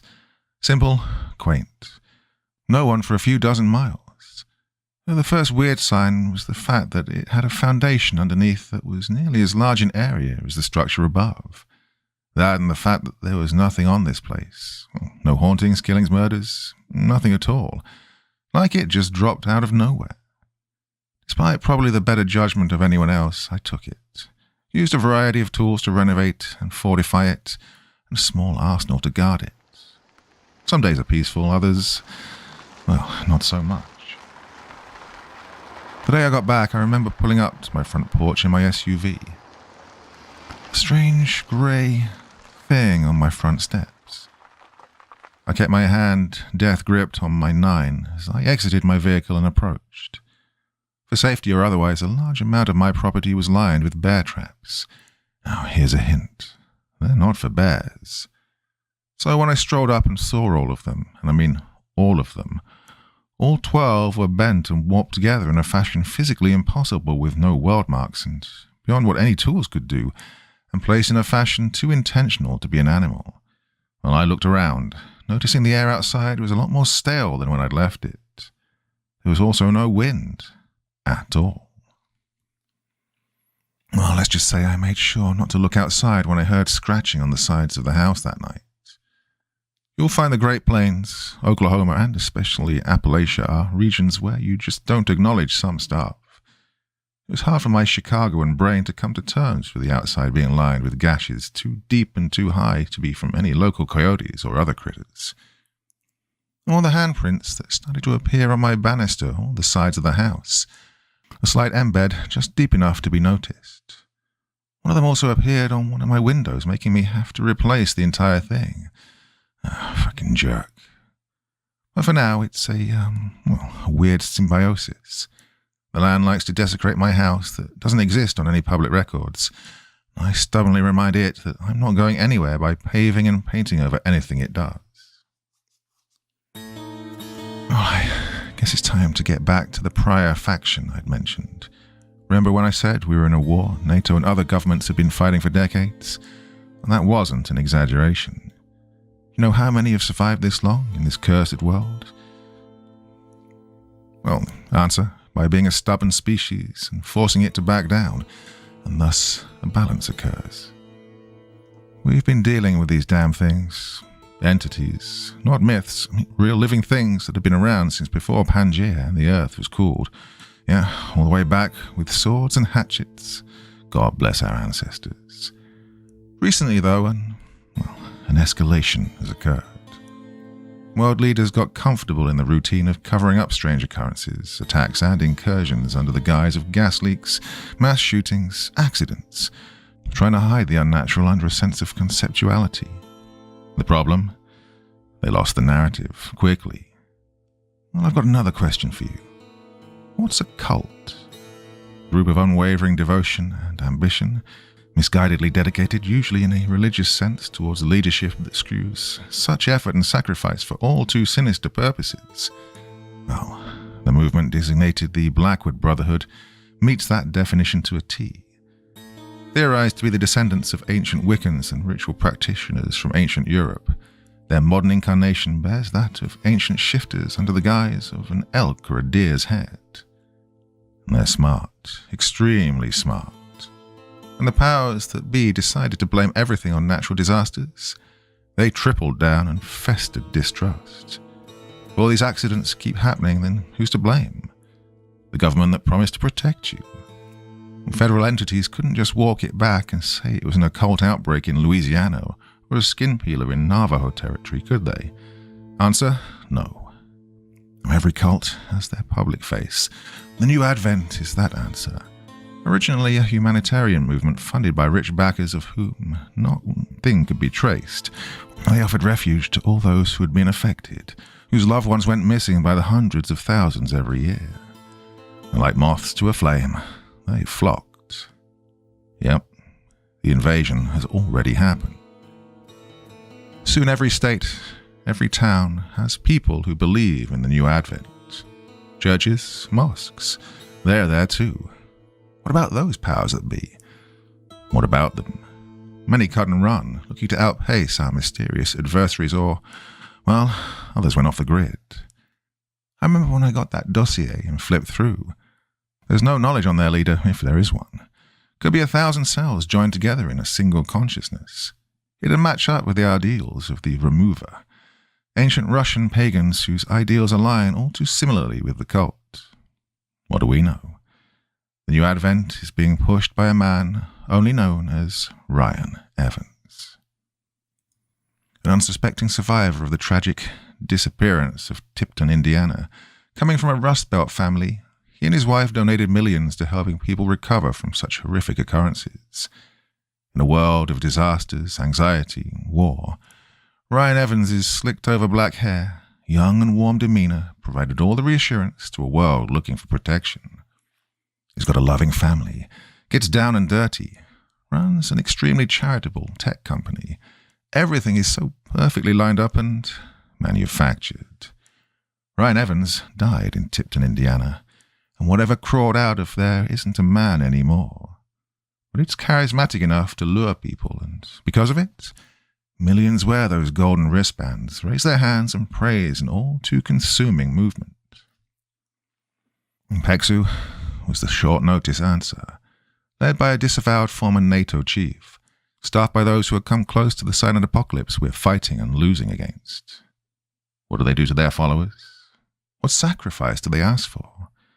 Well, that shifting video showed me enough. An insider amongst the ranks of the Blackwood managed to sneak out the video after they were whisked away to a lodge deep in the dense woods of New England. In a room soaked with blood, the log walls and floors lined with glyphs, sundials, and other markings corrupted beyond measure. A group of white-cloaked, deer-headed individuals and candles around a man stripped of all clothes, screaming as his skin began to split. Bind. You have trusted a nation or God that saw your family and memories as a statistic. Bind. Have you sat in the dark wondering why your potential was wasted? Bind. Do you hear the call of the shadows and wonder if they're correct? Bind. They are correct. Bind. That's what was best for you. He is here, he's waiting for you. Join, and we will save you. Bind. Open the door. Bind. All of them screamed like sociopaths as that man screamed, pounding the floor as his body bled. Skin peeled back to, well, I don't know what I saw, but whatever crawled out of him wasn't a man. The sender disappeared shortly after it was leaked, and despite it, not a single person believed it. Except PEXU, of course. And that's what we're fighting against. Anyways, that's probably enough for today. I'm hearing something outside. I'm going to take care of it. I'll be back soon with another update. So until then, stay safe.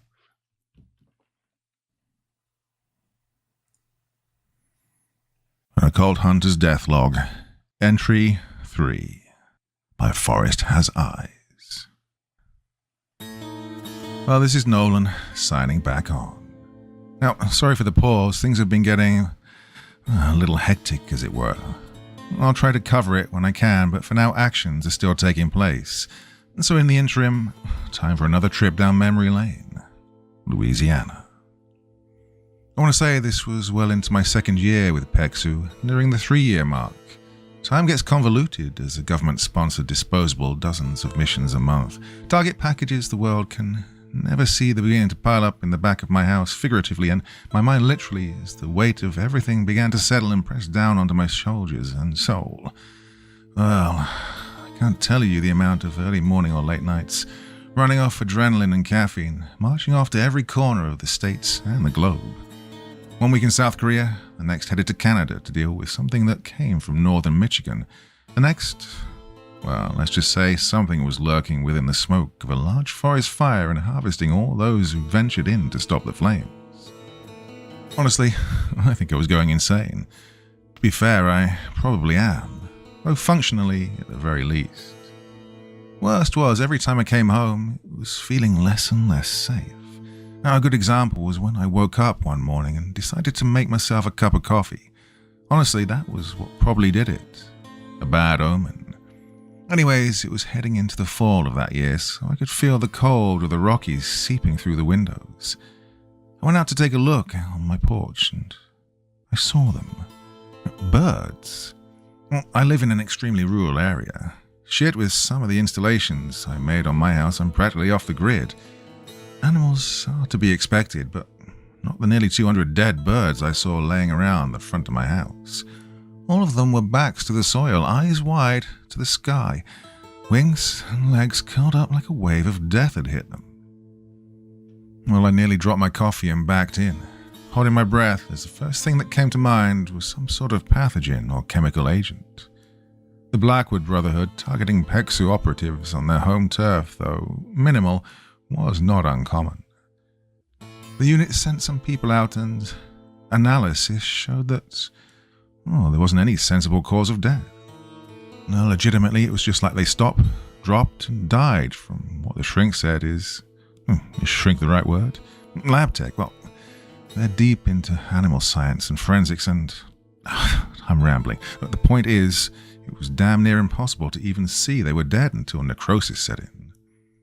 What's worse, I don't think it's the cult. And like I said in a previous entry, things have been weird around here. More handprints have been appearing around my property. Approximately 250 meters from my house is a wood line across the field. On an old oak that's got more rings than most countries got decades on this earth. Well, here was another handprint. This one was gaunt, elongated fingers that burned a good centimeter into the tree. Another one similarly appeared on my rain duct, like someone had attempted to climb it, though further inspection of the roof showed no more. I know what this was. The same thing the Mujahideen and the Taliban did, sizing up, probing for weaknesses. I went back inside and kept my rifle loaded. I wasn't going to blink first. Oh, I was almost overjoyed when I got the call from Montgomery about my next op, although I didn't know the madhouse I was walking into. You see, the things we're largely in combat with can't always just be shot. They're incomprehensible and primordial, and while we were regularly in the trenches against situation whiskies, terrors in Appalachia, and fighting a conspiracy, sometimes we're up against things that warp the world itself. Dossier: Louisiana Umbra. Oh man, where do I begin with this one? Well, in short, I was being assigned to an area deep in central Louisiana, rich in voodoo and black magic, so much so that this place is stained, and plenty of occult experts would tell you that you don't fuck around. I wasn't just fucking around, I was being told to rappel down and start kicking. Ever since Katrina, there's a large amount of backroad areas in Louisiana that just haven't recovered. Infrastructure and basic necessities are constantly faltering. Quality of life is lower than some third world states. It's bad, and the town in question was more or less forgotten about by the local country. The town's population had been decreasing ever since reports of loved ones returning and wandering the streets started to occur. At first, it was a handful. Then entire houses started turning up empty.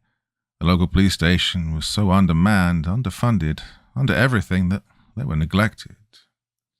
Well, all signs pointed to something that had been harvesting these people in an area where the veil between our realm and the other thinned. Something had crawled its way onto our side and it got past PEXU and then assigned to me. Terrific.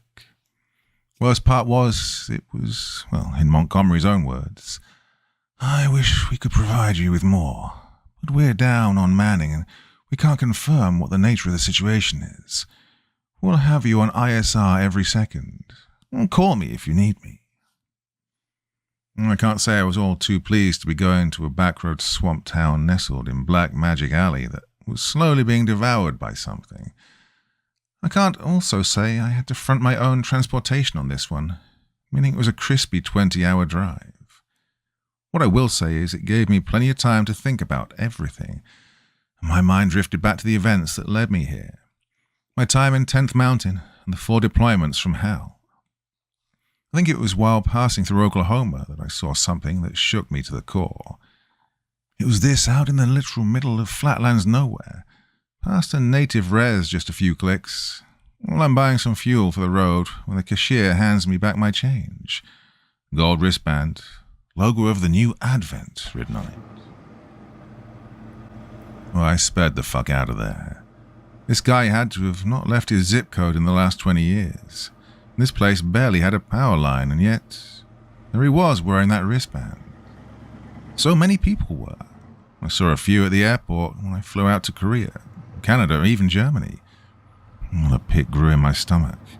The world we knew was slowly being consumed by something, and time was running out, and I feared the brass didn't have the manpower to stop it. I still don't, and I was right. Things got real weird when I passed the state border into Louisiana, groggy and tired. When I pulled into a rest stop and caught some winks. And the dream I had was weird, like vividly weird. I remember feeling shit in the dream, tasting stuff. The cold of my AC back in my house, my sheets, the disgusting taste in my mouth. I woke up in my own bed. Well, actually, I was sure the entire drive was the dream, an hallucination brought on by sleep deprivation. So much so, when I glanced around, I felt the world come back, and I remember rubbing my temples before I heard it. Dwight. A female voice, someone I remember. She was an old friend of mine, a colleague who'd helped me before I joined PEXU. Roseanne.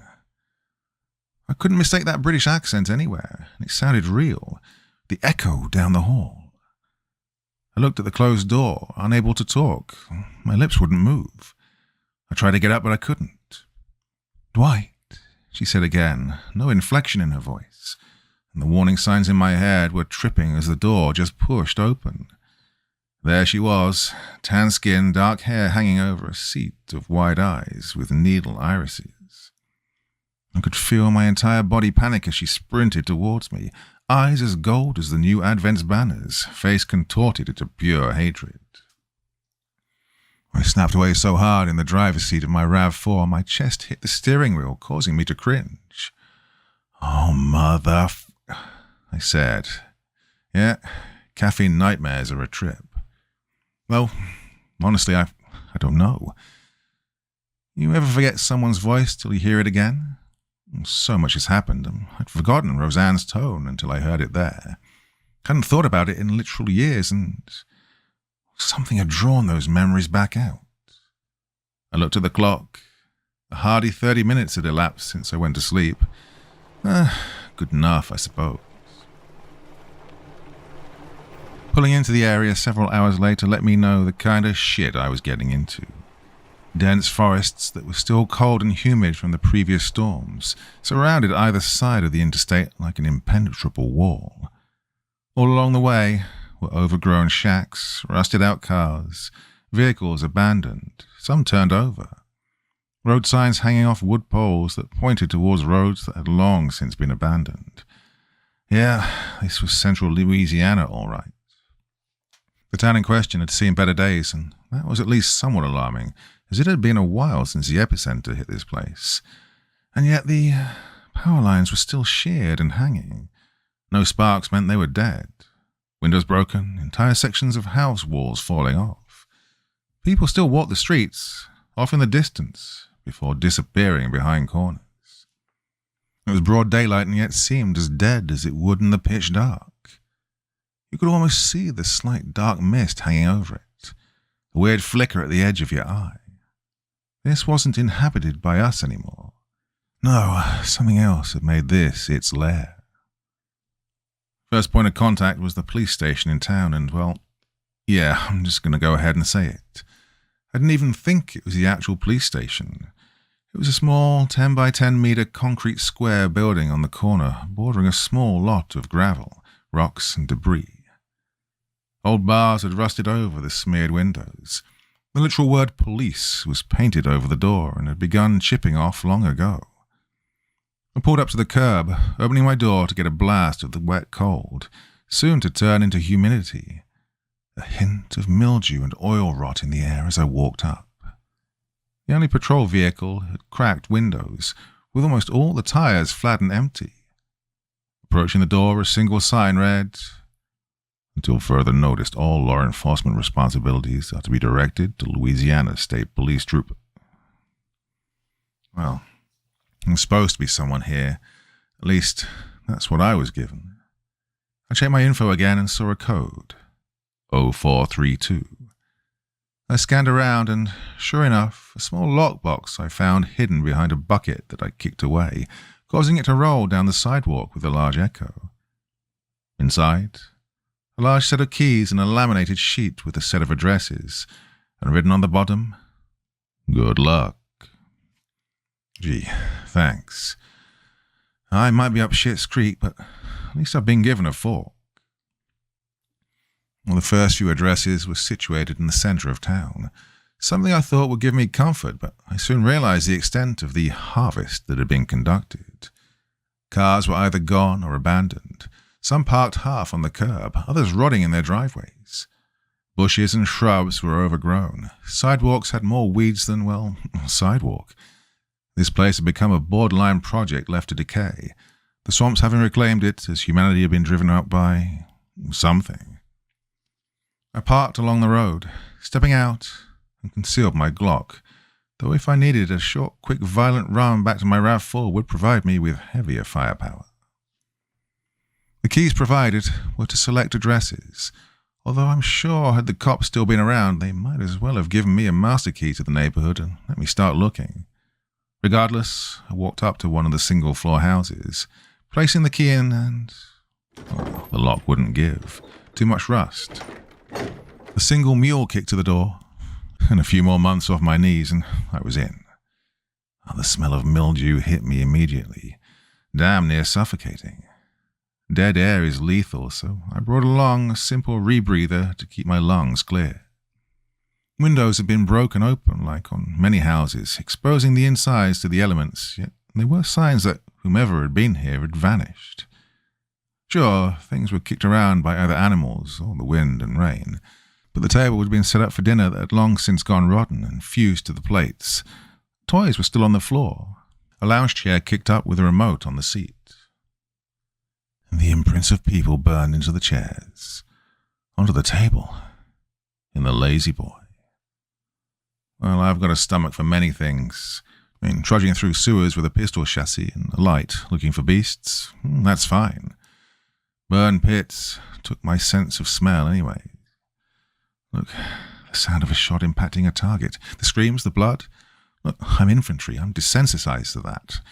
Scraping a person off a swamp-drenched seat, knowing they used to be a man or a woman or a child.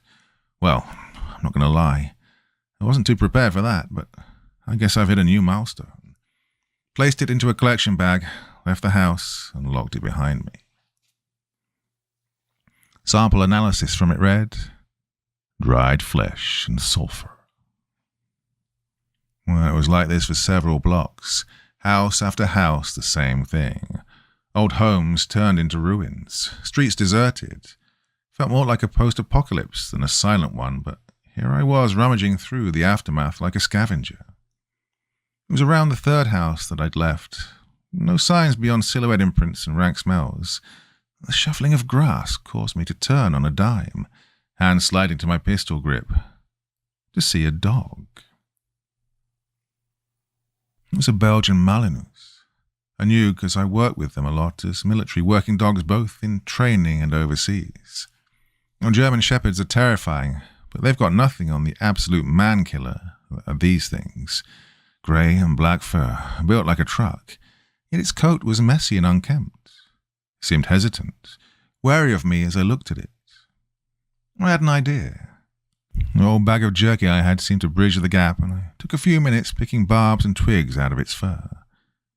An old worn red collar showed he'd been wandering these streets by himself for a while. The name read Zeus, from the Hartwell family. When my eyes turned to the house I just exited.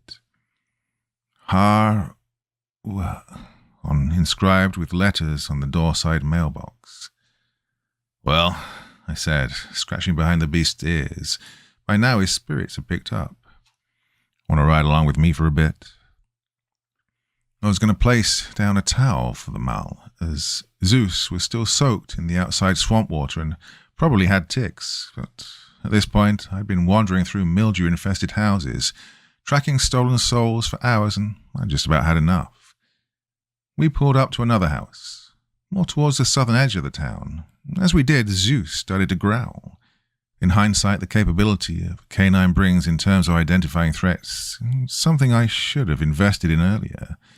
Keywords are here, in hindsight. I took a step outside of the vehicle, not wanting to drag the poor dog into plaster and wood mausoleums, so I approached the house, which was just as unkempt as the others. Placing the lock into the door, it was pulled right open, causing me to stagger. The person on the other end was a woman.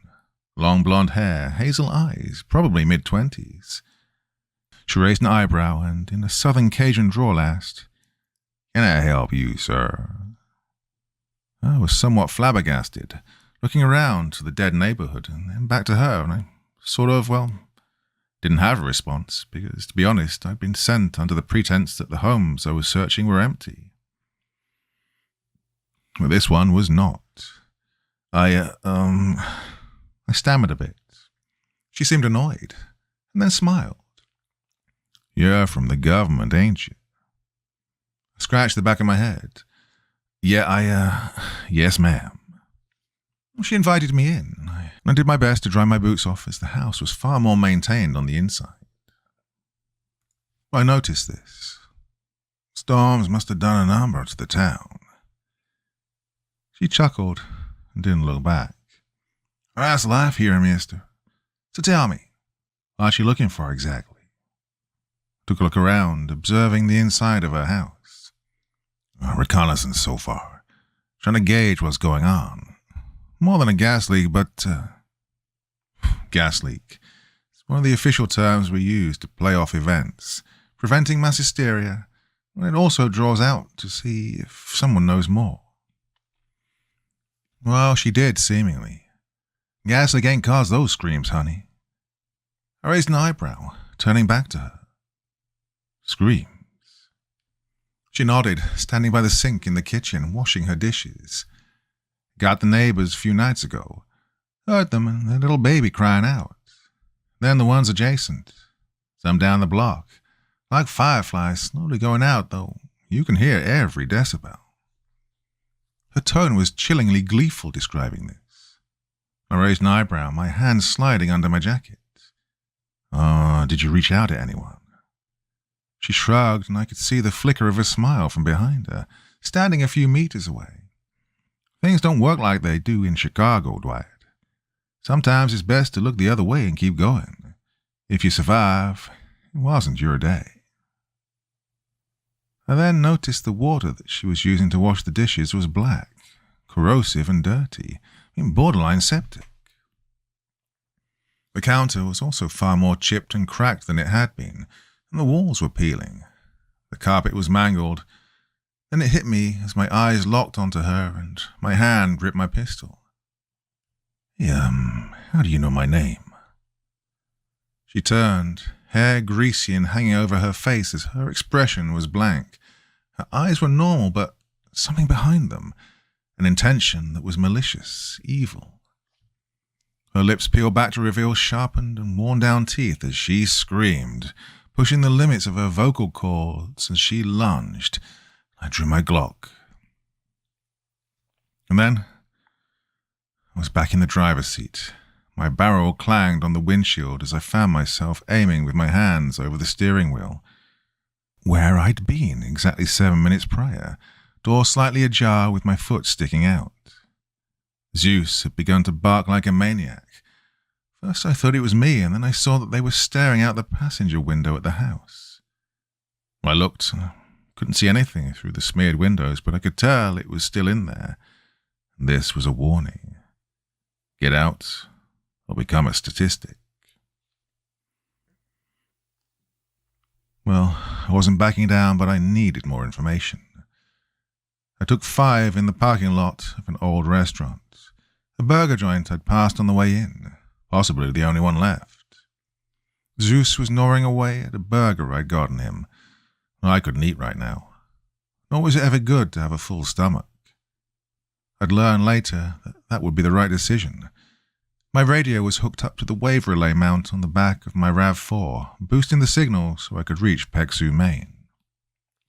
Montgomery and I spoke as I half sat out the door. "You're saying it can, manipulate reality?" the Brit spoke. I rubbed my temples, keying into the mic. I'm saying one moment I was in the house, about to be jumped.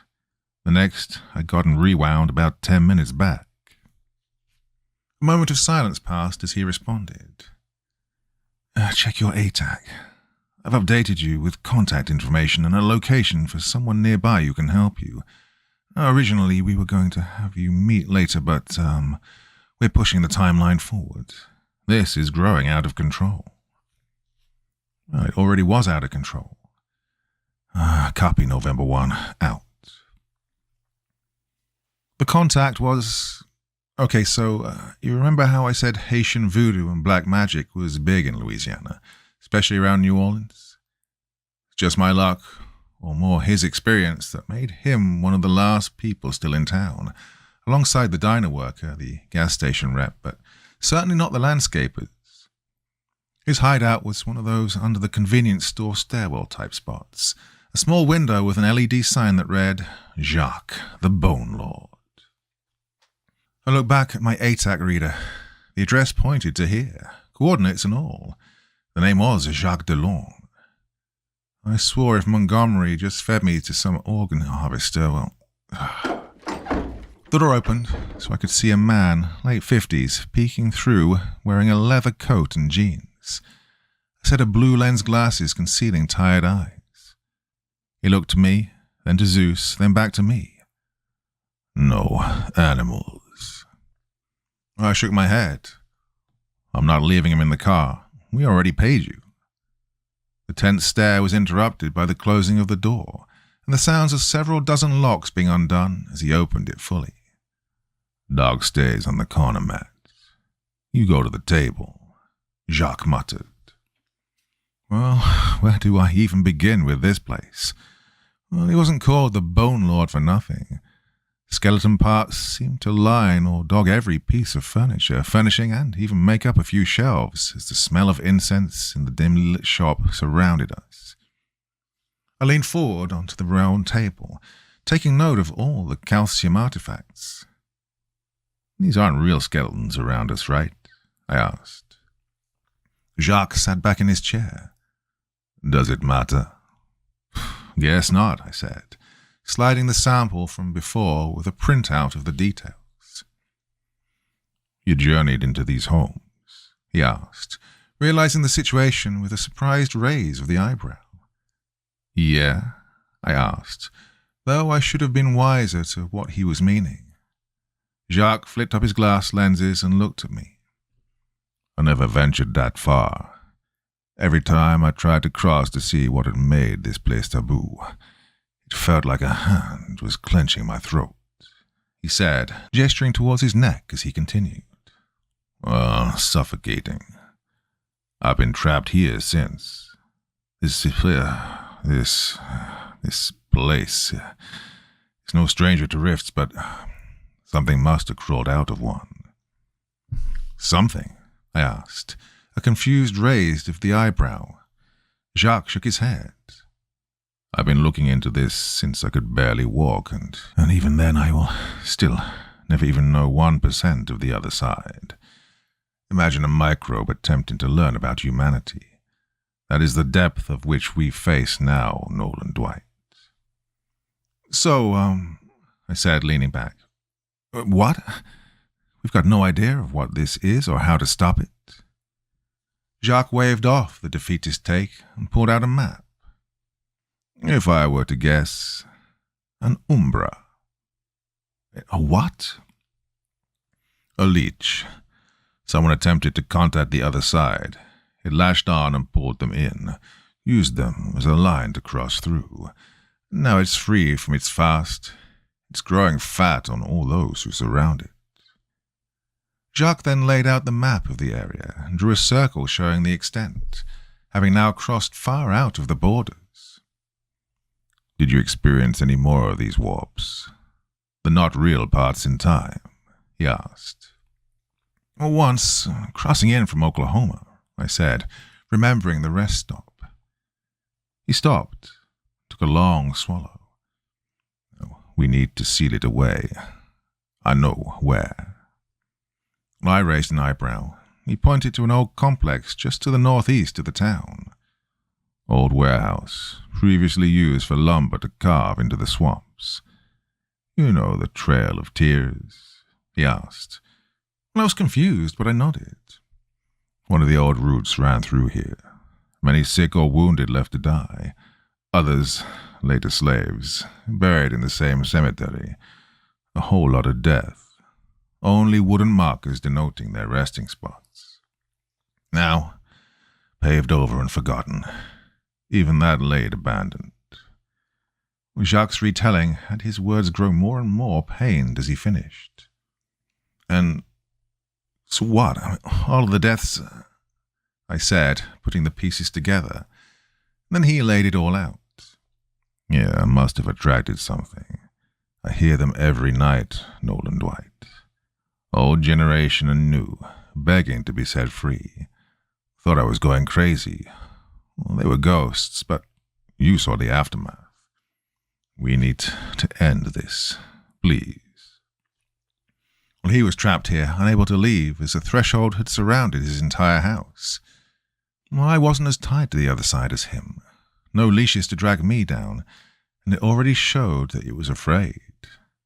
If this Umbra was feasting off all of these people like they were batteries, I was going to have to go in there and undo it all.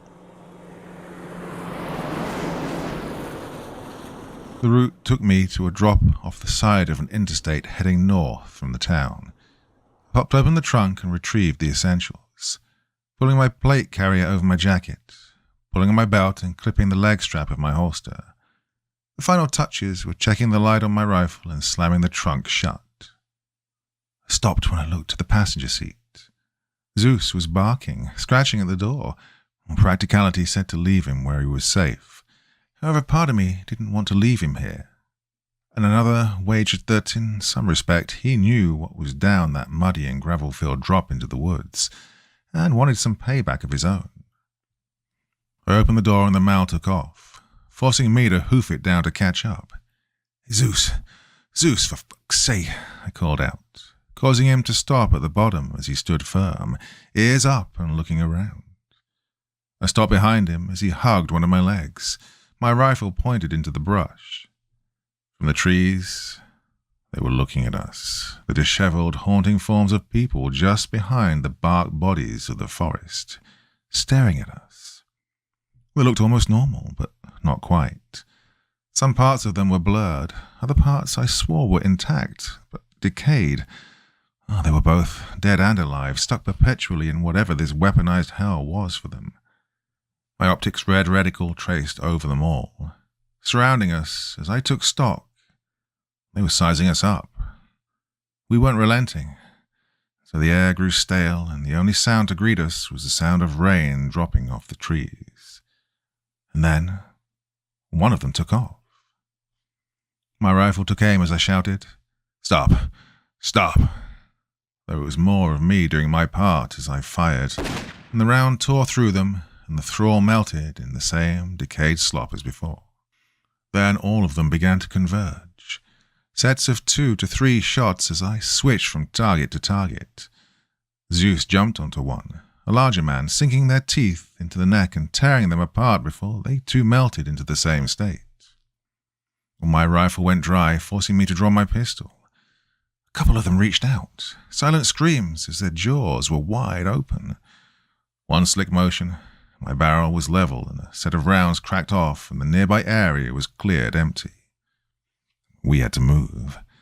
Zeus and I took off down the trail, still being chased as I took aim, firing shots standing, braced against the tree, giving us some breathing room before we reached a clearing. I staggered out, Zeus sniffing the air as he growled. I messily reloaded a new magazine, the old one hitting the forest floor as I slapped the bolt release home and aimed my rifle. The forest was quiet.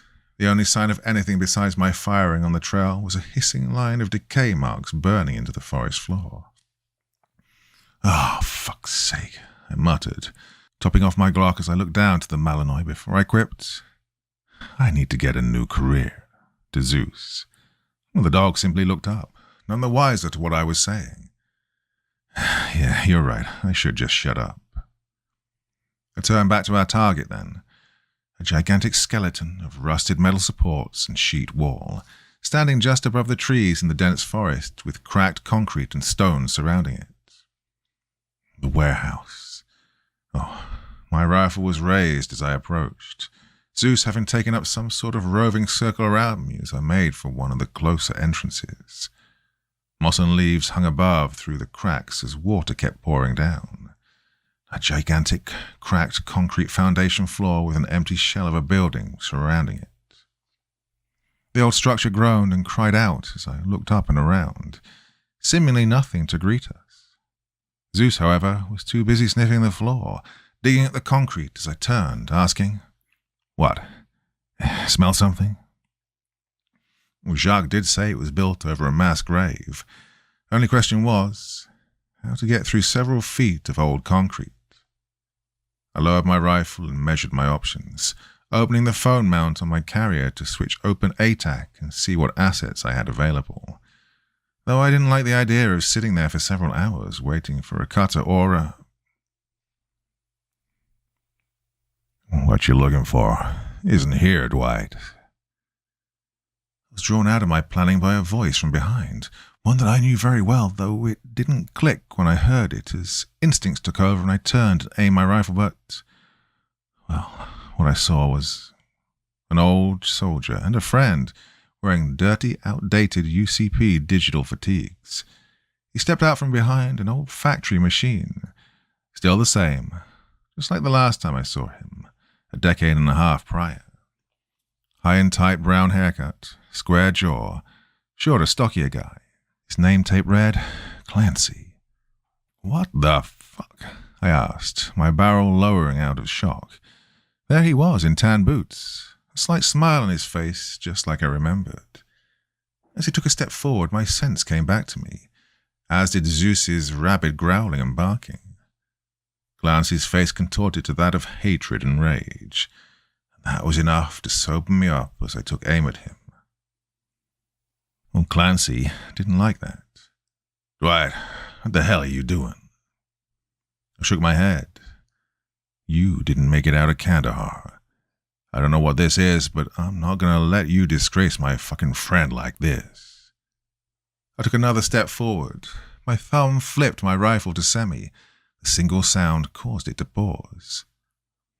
"I gave you a chance, Nolan." I shook my head. "Don't do this. Let him walk away and come fucking face me yourself." A moment of silence passed. I took a single shaky breath and fired. The firing pin hit the primer as the barrel sunk and a shot ran out. And he was gone. I was looking dead at him and he was just gone. There wasn't a pile of decayed mess underneath. His body wasn't there. Another frickin' illusion. Zeus ran forward, barking loud as I heard a single crack, and then another. Then the concrete gave out, crumbled. My stomach had jumped straight up and grabbed onto my throat, damn near, as I went into total freefall. The light above grew more and more dim before I hit the ground hard. The combination of rocks and dirty made me glad I wore side plates, as I did what I could to brace myself. Zeus's barking from above pulling me slowly out of my shock as I staggered to my knees. I grabbed my rifle and turned on the light. I soon realized the sound I was hearing wasn't water falling, but melting. They were all here, hundreds fused and melted together in some hideous form of old, decaying flesh. 1,000 eyes and 100 mouths all crying out as a grotesque form of several limbs all around a central mass stood in the darkness. There it was. The Umbra. Fuck, was the last thing I remember saying before staggering back fast enough to avoid it as it lunged forward. One of its limbs had a dozen skeletal, rotten hands grabbing out, clutching and scratching at the dirt as the sound of flesh falling off their bones made contact with the stone and filled my ears. I flicked my rifle onto auto, firing off a burst into it. Flesh and meat tore from its central body as all of them screamed loud enough to pierce my eardrums. Well, thank God for my Comtag headset.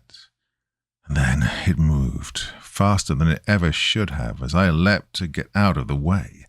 However, one of the side limbs used its 1,000 hands to grab onto the back of my plate carrier, dragging me to it. The sensation of a dozen indentured, trapped lives being used to try and tear me apart made my spine crawl right out of my body. I fought to move forward, then got dragged onto my ass as they all started to tear at my jacket and kit. Still, I fired into it, tearing off parts of the arm and body as I stomped fingers and palms, causing them to melt off as pools of rotten flesh. From above, I heard Zeus's roars getting louder. Remember when I said mellow noises were crazy? Well, I wasn't kidding. Those canines will leap through reinforced glass or smash through a fence to get to their target. I guess Zeus had de facto adopted me as his partner, or designated it the enemy, because he leaped onto the top and began to tear at his body. Oh boy, did he tear. Skin flew as it writhed. A muzzle thumped my barrel into its body and fired. It retreated back so fast Zeus fell off and onto the floor, although it did little to stop the dog as he'd proven he's built durable. Well, it attempted to flee. I looked around at the mud and old concrete piled around us in this strange lair, and it retreated further. Zeus barked, not backing down.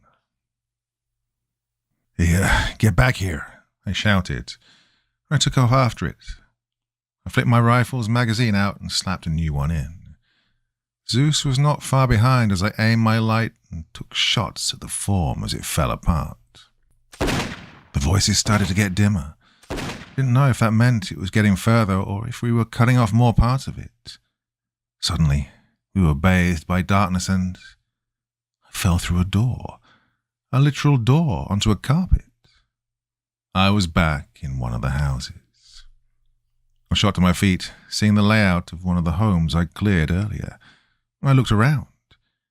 Surrounding me, as they sat on the couches, the chairs, at the table, were those taken. I remember this house exactly as they were right when I'd analysed their places.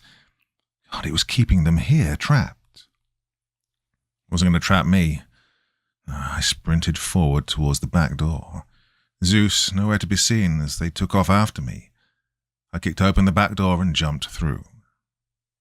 This time I was in where I wagered the police station was.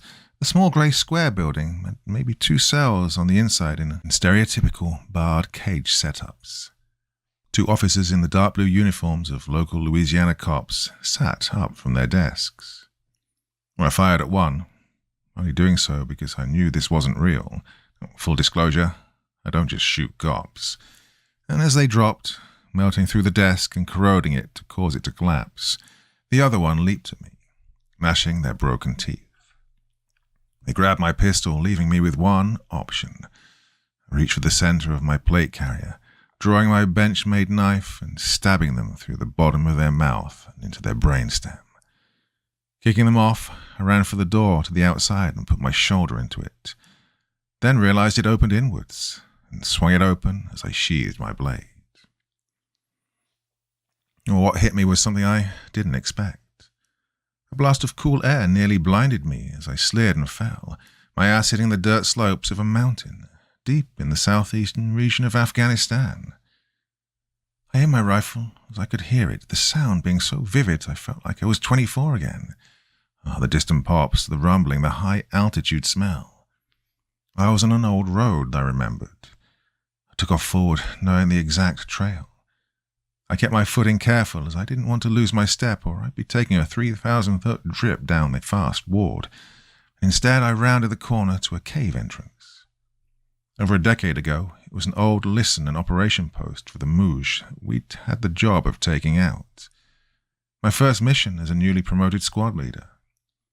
I remember staring into that black abyss just as I did now, when I marched forward, and for the final time find myself falling through darkness. Then a set of teeth grabbing at my jacket sleeve as Zeus pulled me forward, dragging me from a drop-off into the cave onto an old set of stone tiles. I quickly tossed my rifle up as I grabbed the edge, pulling myself up. It took a moment to get my bearings, scratching behind his ear and saying, "Hey, thanks, bud." I used the stock of my rifle to push me back up to my feet as I scanned around with my light. An old mausoleum. The sound of tearing and wet splashes could be heard ahead as we both pushed forward. In the central room, with the light shining from the morning sun coming through the bars, lay the torn mass the Umbra inhabited. The remaining eyes in the fleshy mass looked to us, screaming out as I took aim and fired. The full auto burst punched straight through the center as it attempted to reach for us. Zeus grabbed on and bit. Then I stomped down and fired at its arm, tearing it off. As my Malinois took great pleasure shaking the writhing limb to death, I reached into a dangler pouch on my plate carrier and dumped a bag of salt onto the thing.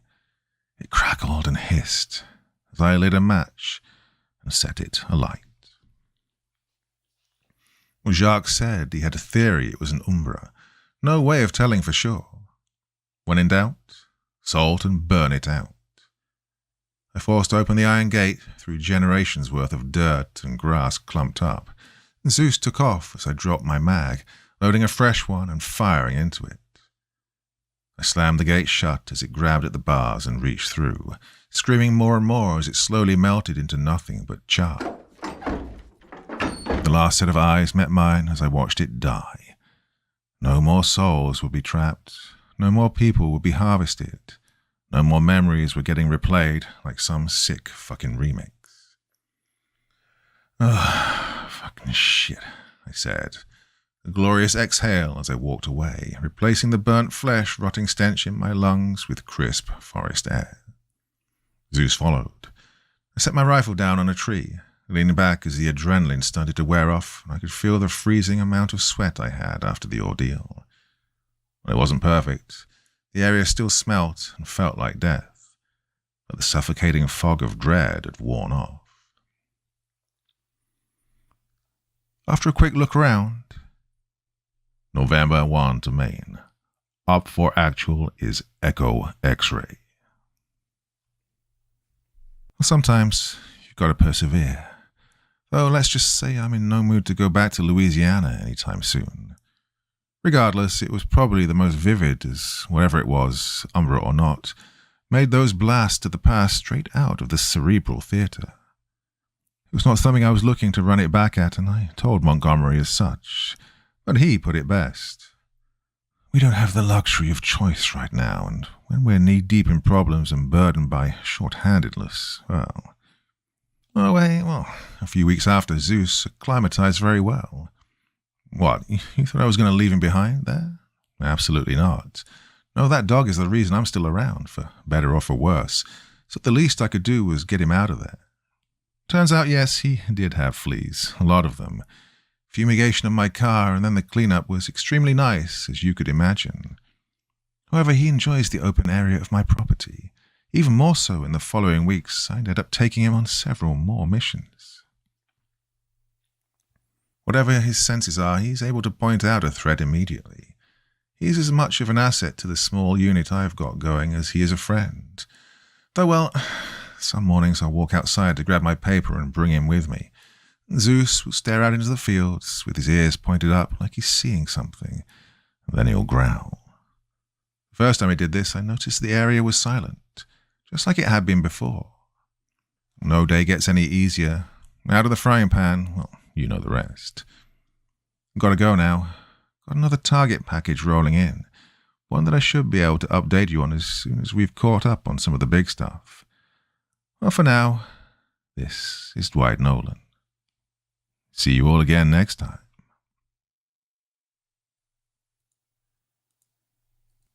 An Occult Hunter's Deathlog, Entry 4.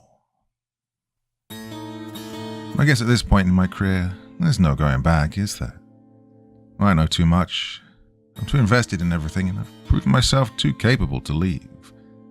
I feel like if I tried to hang all of this up, I'd be stuck awake at night thinking about every potential person saved that would be lost.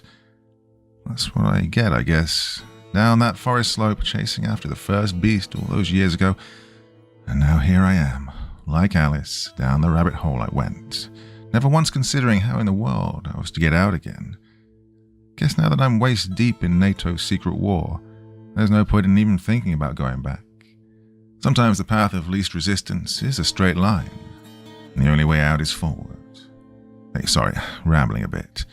Yeah, this is November 1. Dwight Nolan. Last we left off, I was recounting the more notable operations, and the time in between has been spent with plenty of other target packages. PEXU as an organization has grown over the years, although we're still strapped for men, intel, and support that we need to be fighting this thing on equal footing. It's a shadow war, plain and simple.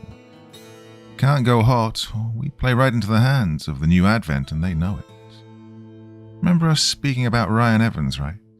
The supposed blue-collar face of the movement that's been bringing churches, communities, and the common man together all with these golden armbands? He spoke the other night at some fest. Seemed more like a rally. Footage showed an old-school carnival, steel fences on the tall grass, cheap Ferris wheel, and him speaking to a crowd. What about?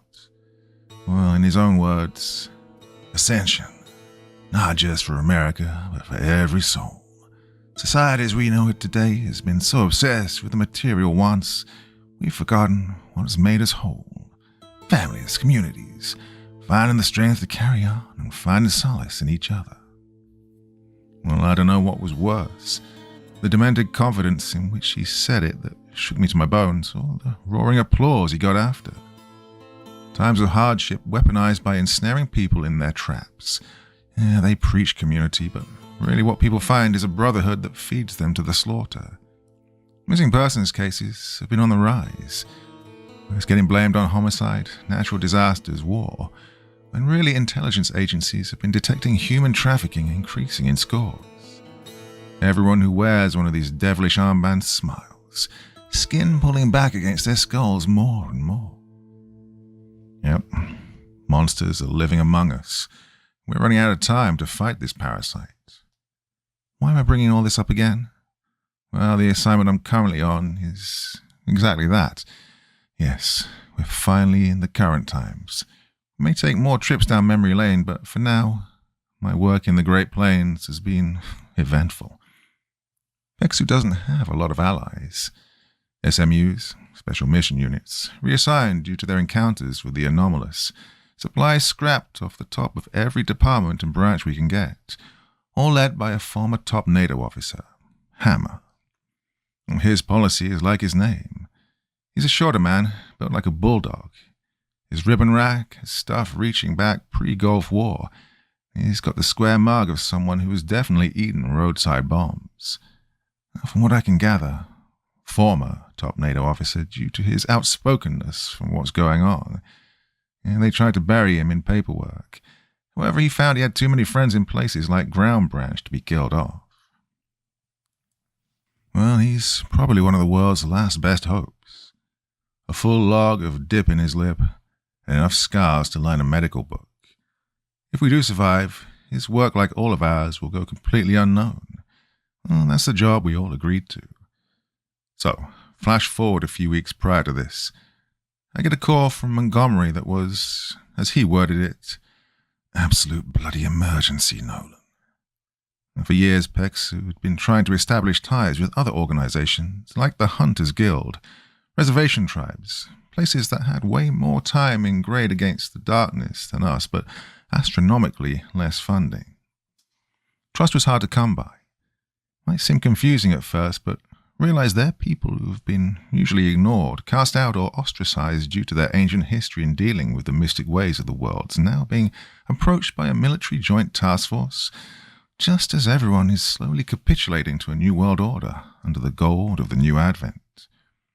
I'd tell them to kick rocks and rack around, though they were nicer, even if it was complete silence from the Hunters Guild. That was the status quo for nearly a decade. It changed a week ago when PEXU was given a request for assistance from one of the reservations out west. Now, you might be asking, why didn't they send a full SMU? Why not stick 4th Special Forces Group on them and have my old friend Captain Walker hunt them down?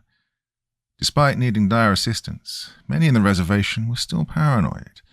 This was a group of them all experiencing this mass casualty event. And only one of them dared to come forward and ask, and they were still split down the middle with paranoia. Deploying an entire force? No go. And this is where the solos of PEXU like myself come in. I wasn't going alone. Assigned to me was an old friend I'd been working with for a while. He was a U.S. Marshal by the name of John Blackburn. PEXU can and will generally recruit help from wherever they can get it.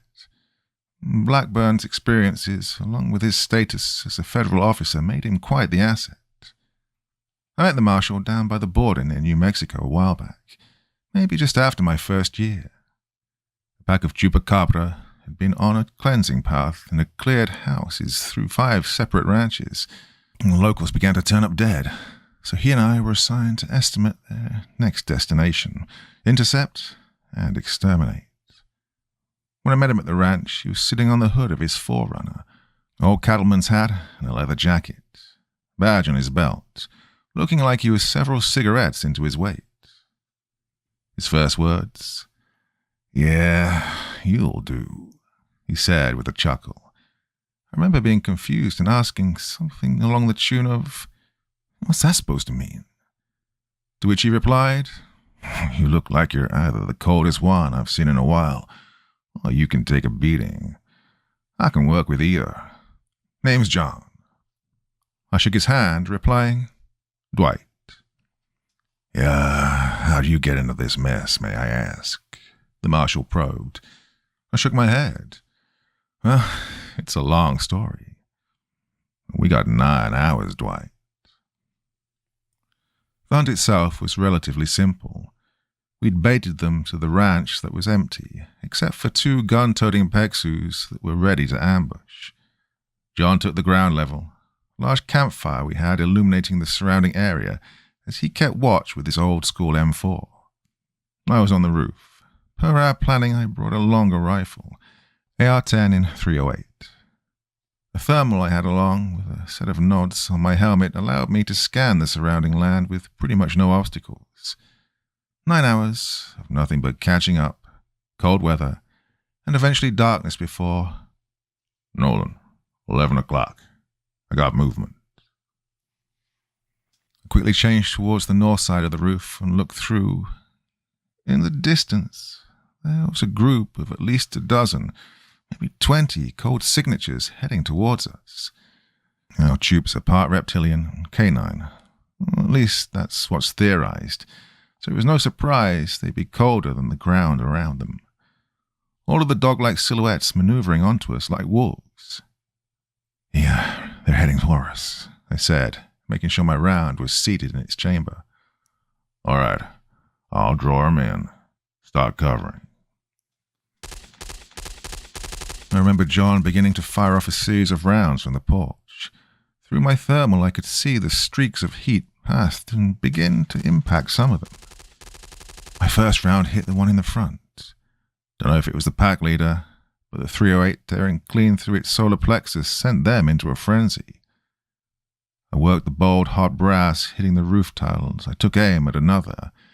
With John's fire, the cold still air reverberated with shots as we could hear all the dozen of them sprint towards us, adrenaline setting in as we quickly worked to establish fire superiority to break their charge, or they'd run up on us. That was until the sounds of movement behind me drew my attention. The scratching of tile, the huff of an animal's exhale. I flipped over and saw it then. God, it was bigger than a wolf. Disgusting hair and stretched skin mixed with reptilian-like claws and scales. Its eyes were wide, facing front as the frills on its back stood up. Its disgusting round mouth, lined with teeth, dripped with its corrosive venom. Oh, crap, was the only thing I could utter as the Chupacabra darted across the roof at me as I rolled, and it slammed into my 308 and lost its footing. This gave me enough time to scramble to my feet and grab my rifle. Firing through it just cut the trail and tackled into me. With my rifle pressed between me and it, I lost my footing and both of us went falling off the one-story house onto the ground. Even as it snarled and gnashed with its jaws, I still managed to make sure it landed underneath me. Oh, the second of soaring wind, as both of us hit the dirt ground hard just in front of the garage. Well, despite this, the thing still sunk its teeth into my shoulder, my jacket and vest protecting me, although I still swore and cursed like a mother. The two of us scrambled. It scratched at my gear, tore up my pants. I remember socking it straight in its jaw, pulling off my helmet and slamming the ACH directly down onto its head, stunning it. I then remember grabbing its rear half and swinging it onto the brick corner of the house nearby. The snap of its spine was the answer here. Not my proudest moment, but you get busy scrapping or get busy dying. By the time I gathered my senses, I got to my feet and aimed my rifle at another, dropping it with a series of shots. When I focused on the area around me, the work of Blackburn and myself became clear, as the corpses of the half-reptile bloodsuckers lined the entire front.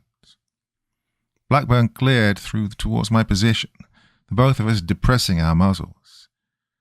Ah, shit. You get bit? John asked, walking over. Just surface damage, I muttered, dropping my vest and rolling out my right arm. The hell happened?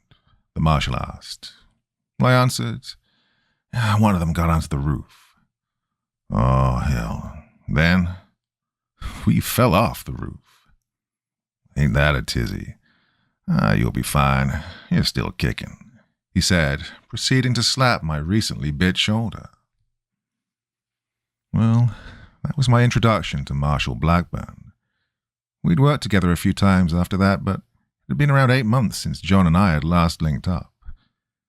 We were to meet in southern Colorado in an annex used by state police and an EOD unit that had been there for a while.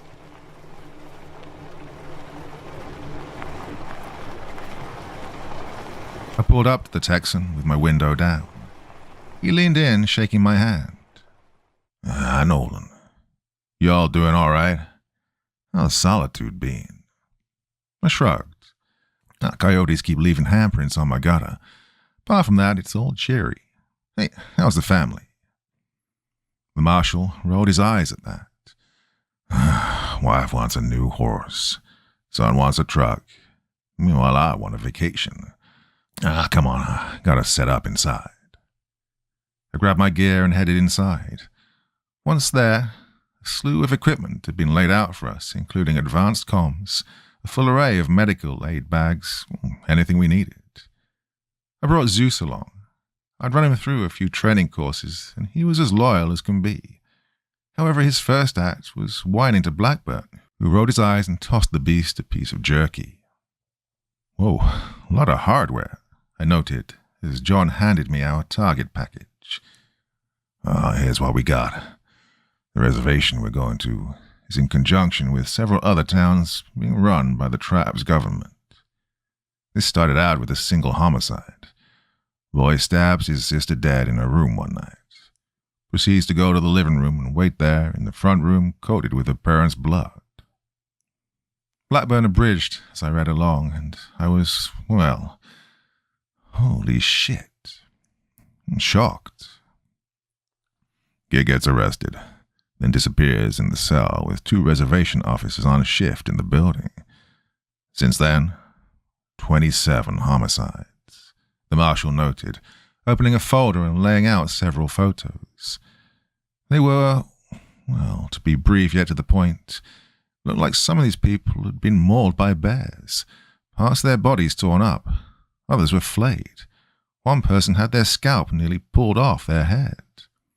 Symbols of Navajo medicine men were cut into the bodies, but were warped, some inverted, others given grotesque antitheses that were hard to look at. If I stared too long, I thought I'd go mad. The thing about it was, it didn't look like slaughter. Not entirely, looks like something crawled out of them, I noted. Blackburn seemed to agree. Yeah, some of this damage to themselves. Look here, September 20th. Little old lady damn near carved her way into herself with her own hands. That doesn't explain the bite marks. The marshal set the folder down then. Offensive attacks and self-mutilation.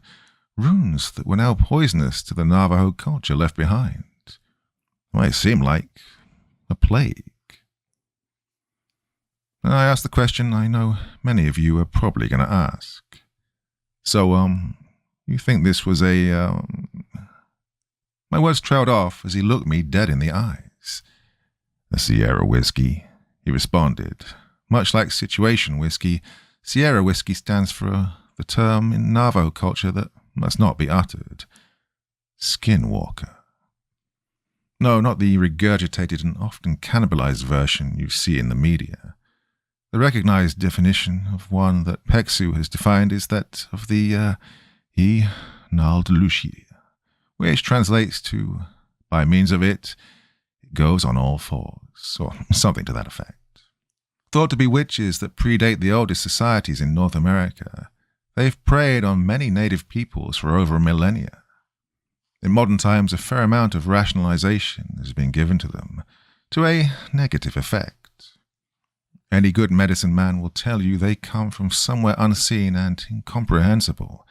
They seek only chaos and malice, and they're often completely undetectable until they start to kill. And despite this, it didn't match the evidence presented. Blackburn said, lighting himself a cigarette. The bodies of the victims are almost always never found when it comes to Sierra whiskies. At the fact that the mutilation matches none of the signs, and that the theory spins herself off the rails very quickly. Plus, hey, look here.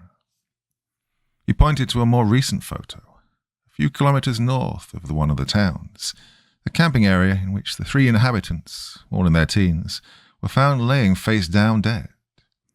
Their backpacks were torn open, and their bodies were of the same state as the others.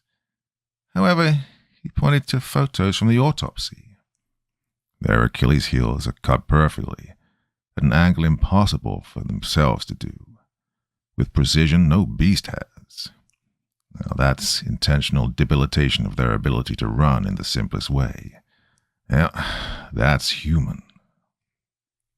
A chill ran down my spine as the situation so far was absorbed. Miasma of death, carnage, running rampant through an area thought secure by their own means, with possible human cause, or at the very least aided by man. Brotherhood? John exhales a ring of smoke into the air. If it ain't, I'll be surprised. But it'll be the first attack they've conducted on native land. Means one of two things. They're desperate or bold. Both are almost impossible to discern unless you're knee-deep in the shit against it. Well, we're fixing to find out, because we're it, apart from any help they provide us. I looked around. The setup was that of a ready room prepped for an entire team to go out, but it was just us.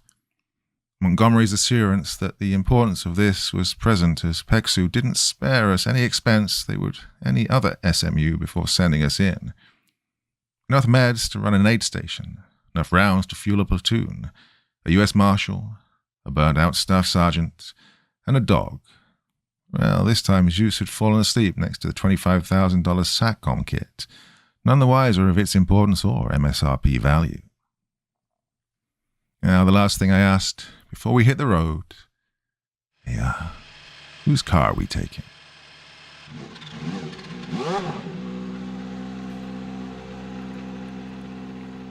Dossier, Reservation Epidemic.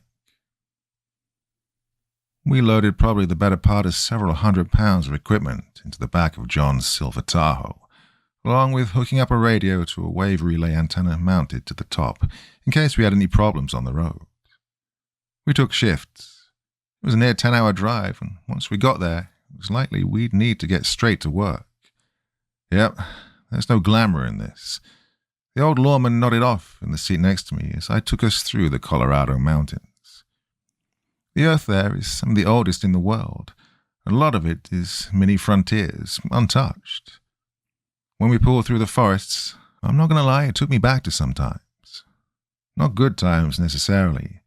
In an unarmored SUV peeling through the forest, looking to hunt down incursions from the dark. Every once in a while, I'd check in with Maine to update them on our progress. After about 6 hours, just as the sun was lowering, we switched. Strangely, that was some of the best sleep of my life, until the marshal banged on the roof of the Vic, causing me to jump awake. Wake up, Army. Welcome to the Navajo Nation. We were probably several hours into it, but as the morning sun was already up and about, I saw what he was talking about. Northeast Arizona is exactly what you'd expect. Rocks and distant mesas over an uncanny flat horizon, with sticks and barbs spread out so wide you could probably see a person from several clicks off. Yet, there was no one, just dust and whatever was lurking out there. "Here, how many times you been down these parts?" I asked Blackburn. He chuckled as he rolled his window down and spit some dip out. "Well, about a few. Usually just investigations," he said with a slight shrug. Interested in knowing what we were getting into, I inquired with, "How does working with local forces usually go?" Well, the slight roll of the eye and the huff he made told me this next mission we were going on was going to be nothing but cooperation and joy. "Yeah, last time I was down here, I got a gun drawn on me by a Navajo badge. I don't want to sour your taste, though." "Too late, Marshal. Thanks." We approached the reservation that contacted us around 9 a.m. The rocky landscape ahead had a slight ridgeline just to the south of it, overlooking a sea of ground-floor houses and lights breaking through the morning dusk. I couldn't help but feel a strange isolation. Sure, we had a radio as our lifeline, but we were in, well, Indian country, for a strange lack of a better term, although this might be the one time it's correct. Tensions were high, but they asked for our help. My only worry was, could we establish such a trust before whatever was reaping this area had got its fill? A small checkpoint had been established on the road leading in. A pickup with 2 officers flagged us down with their lights. John slowed the truck to a halt and rolled down his window as the officer's flashlight shone in. I let John take the lead. "Yahate." It was some sort of greeting, though coming from his Texan drawl, it sounded damn near hilarious. He presented his badge. "Yeah, Chief Matsui requested us." A long stare from the officer as he stared into the truck. He glared over to me, and then to John. "Who's that?" "My partner." "I don't know him." No shit, Gomez."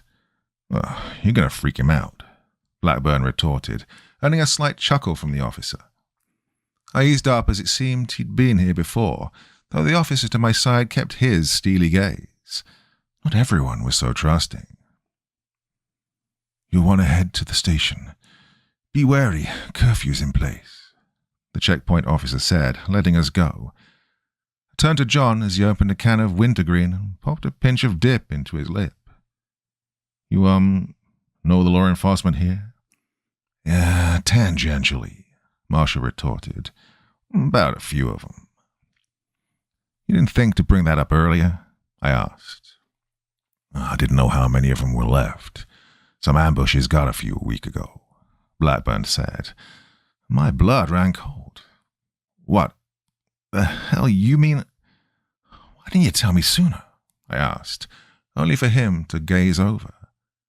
"'Cause that's a courtesy given to me by Matsui, the local police chief we're going to meet. Not PEXU privy. He'll tell you himself. Easy, Nolan. Stuff rolls differently around these parts. Yeah, clearly. We parked in front of the station, the ringing of the doorbell gracing us to the dead, silent town around us as Blackburn and I exited. I popped open the back door as Zeus trotted out. The dog quickly made himself known by marking his territory on a nearby post. Hopefully there's no land issues between him and some cryptid. My money's on the Belgian Mall. Usually there's a lot more life to these parts, John says, walking around to my side.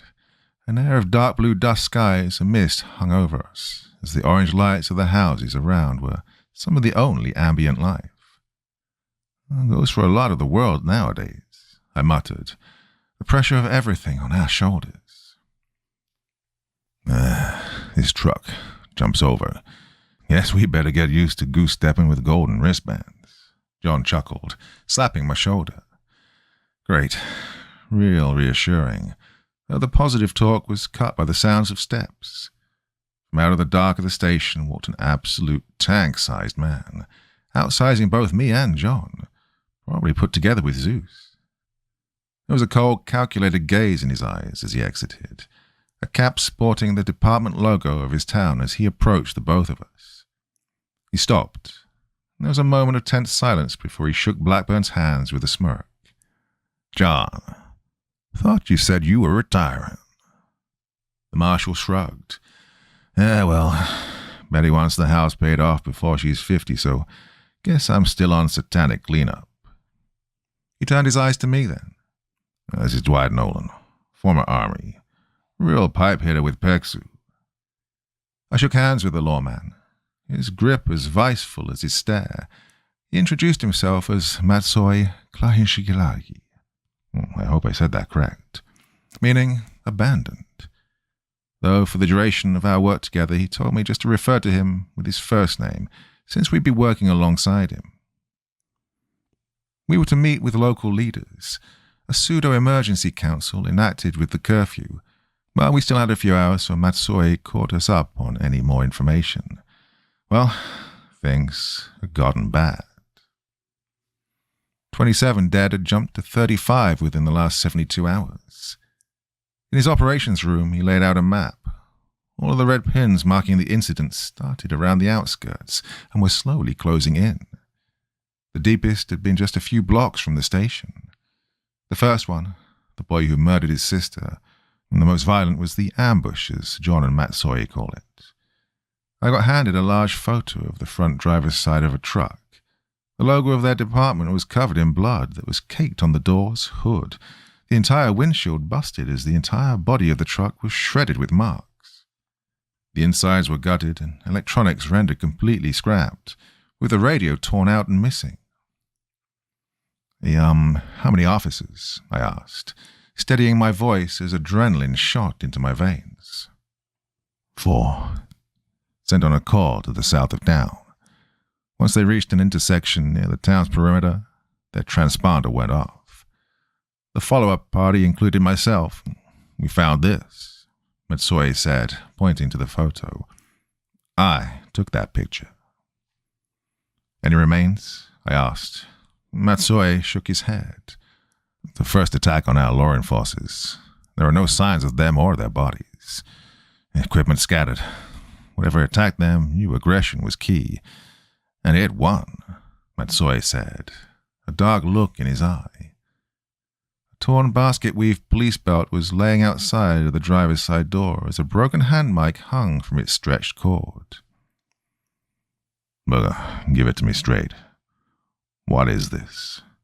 Pichuge? Sierra whiskey? John asked. Matsui's eyes snapped at him. No. This caused confusion in the marshal, as we all surrounded that table, and the full situation was laid out. You sure? This is my history, Marshal, Matsoi said with a deep seriousness in his tone. Something not of our lands has come here. It's permeating and evil.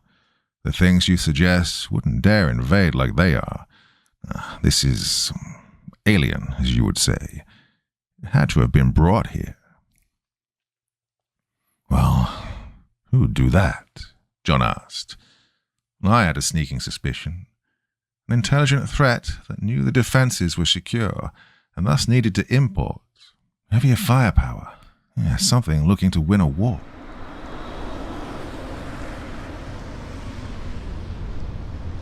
We headed up to the meeting hall a few hours later. It was imperative to make a good impression, as in Matsue's words, "How we break this to them will lead to a decade of cooperation or a dead end. Something we can't afford right now."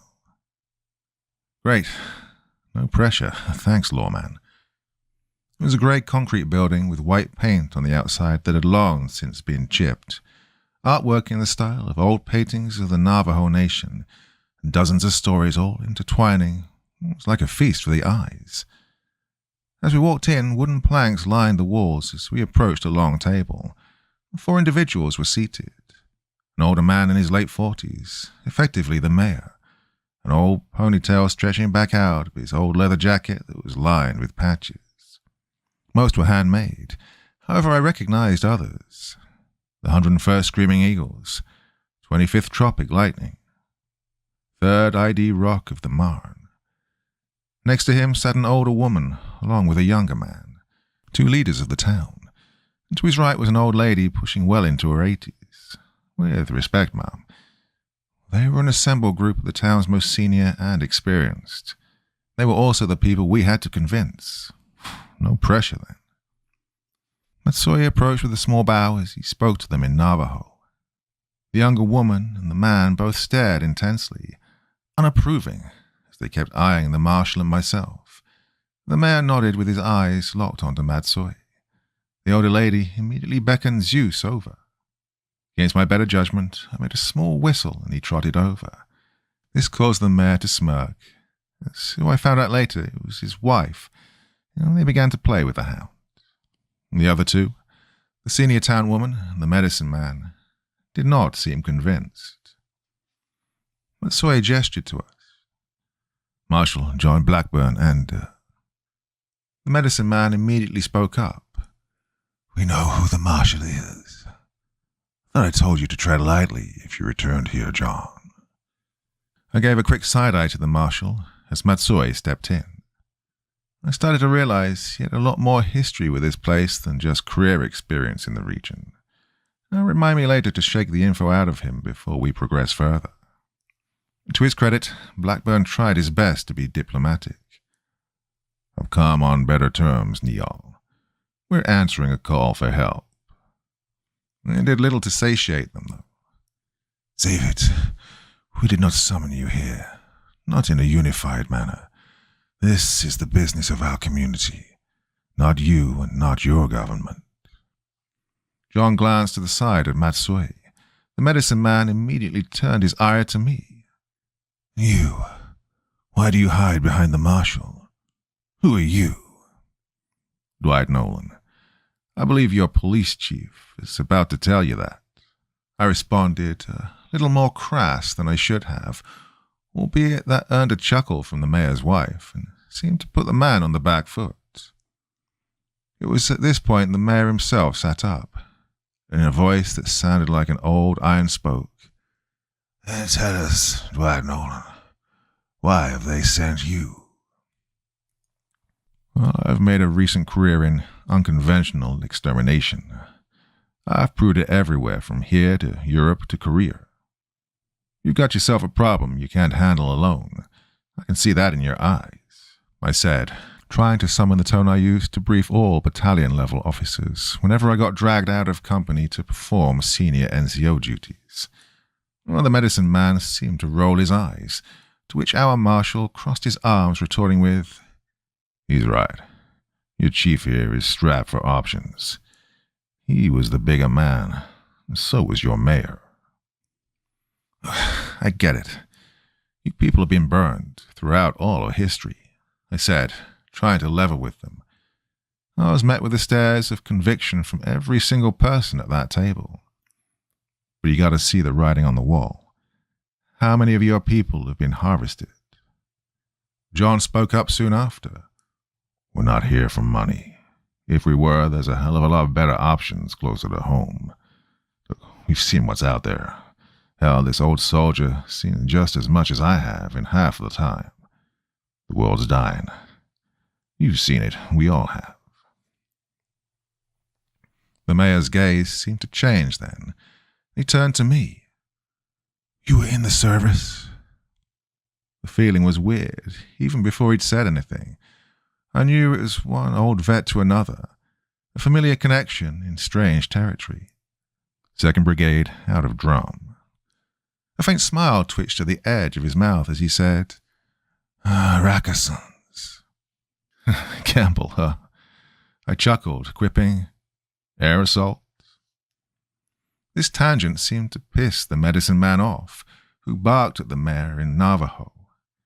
Matsui later told me he said something akin to, enough of this nostalgia trip, I'll say. To which the mayor shouted back in a way that made me feel like my ass was getting chewed out again, shaking the room. Matsui wouldn't tell me what he said, but the look in his eye as he glared over at John and I told him the Neol had hit a nerve. The mayor then sat back in his chair. His temper cooled as he muttered, I'm tired of burying our loved ones. We cannot go it alone, not anymore. The world has changed, and if we don't act, there won't be anyone left to populate it with when this is a graveyard of Chijdi. There was a tense gasp of wind from that last statement. Guess Otse invoked something. He looked to Matsui, leaning forward and folding his hands on the table. We must act. We have to do it now. No more division, no more separation. If we don't, we lose the world, our future, and damn our children that are still breathing. If that is not enough, I don't believe you. I looked over to the medicine man, Neol, who seemed to let go of whatever was eating at him and nod, as did the woman next to him. Altse's wife was still playing with Zeus, who rested her head upon her lap as she continued to play with him as if he were just a puppy. Altse himself turned to us with a single order. Whatever you need, just hunt it down and put an end to this. Matsui nodded, and I responded, Yeah, roger that. Something that seemed to earn a chuckle from the mayor and relieve whatever tension was in his mind. Zeus trotted back over as we left. First thing outside, Blackburn breathed the cool autumn air taking off his Stetson. It could have gone worse. Much worse, Matsui said, jabbing Blackburn, earning an eye roll from the marshal. Hey, you gonna start telling me the full story or giving me bits and pieces? I said, John and I locking eyes. The Texan native stepped forward then. How about this? You keep winning hearts and minds, and by the time we're cooking steaks after this, I'll tell you all my little dark secrets. Sounds fair, Staff Sergeant? Just let me know if we're walking into a loaded conversation next time. I said back, none too pleased. Listen, we did it. Now, we make preparations. Tonight will be rough, Matsui said. Oh, boy, that was not a frickin' understatement. Matsui had set Blackburn and myself up in a storage room towards the back of the police station. While not the most classy, what it did provide was direct access to work with their comms, space for all the equipment, and 1-foot-thick concrete walls. Although as my hand ran over one of them, I kept thinking back to that picture of the ambush. The gashes through the chassis and metal, the blood, the carnage, whatever was roaming around here wouldn't be stopped by this. By nightfall, we'd set up 2 cots and gotten some early winks. We were going to be up all night. Come 2100 hours, we were shoving radios onto our vests, strapping the vest and ammo onto our bodies, and loading up into the Vic.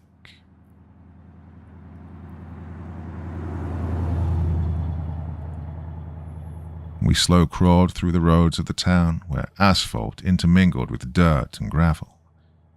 My rifle sat between my legs, I tried to go as low profile as I could with a jacket and jeans, though the gun belt and plateful rig made it hard to not stand out like a, well, as John put it, incognito as fuck. I chuckled, to which the marshal threw a hand up. Yeah, I'm serious. Not like whatever's out there can't sense us. It probably smells all the anthrax shots Uncle Sam shoved in you from a mile away. Zeus kept walking around the back seat, looking out either window. Your dog's freaking me out. Just then, my pelters lit up as Matsui could be heard. I just got a call from the north side of town. Screams. Reported breaking. Sending you the address. John stepped on it as his SUV kicked up half a pound of dirt. I quickly punched it into the ATAC mounted on my rig as we sped off. Right. 2 right, then a left. While he swerved around each corner, I press-checked my Glock and prepped my rifle. I pulled on my grey helmet, regular old Army ACH with a set of dual tubes. I learned well enough. If we were fighting at night, this would even the odds. Which one? The blue one up on the right. Dwight, they're all fucking blue. Oh, the one that says 612. I quickly bolted out the passenger seat with John in tow. The marshal brought along his M4 as he and I rushed through the door. We were joined by Matsui, who held his pistol and flashlight old-school style. "Let me lead," he shouted. He announced us as we followed him in. The air stunk of rot, decay, causing all of us, including the 2 officers he brought along, to gag. "Police! Moniker, are you still here?" Matsui shouted. A woman answered in manic cries that caused my hair to stand on end from the hallway leading off to the left. We arrived, and Christ, the woman was on her knees. The carpet of the room was covered in some sort of black tar as she held the scrap of what we later learned was his shirt. The substance seemed to be coating her arm, her eyes red with tears. My brother is gone. He's... She was hyperventilating so bad. Matsui attempted to console her while snapping back to the windows. John and I trained a barrel on each. Both had been shattered open. "Monica, tell me what happened, please." Screaming. I was a second away from the room. I entered and something was dragging him through the window, she said, breaking down again. What was it?"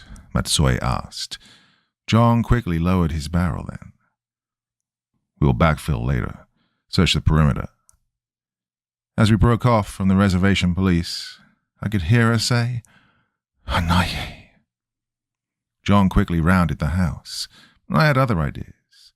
We had a 110-pound assault rifle on 4 legs that was born to track targets, and Zeus was already scratching at the door as I whipped it open, then proceeded to make like the cruise missile he is and shot off into the darkness faster than I could keep up.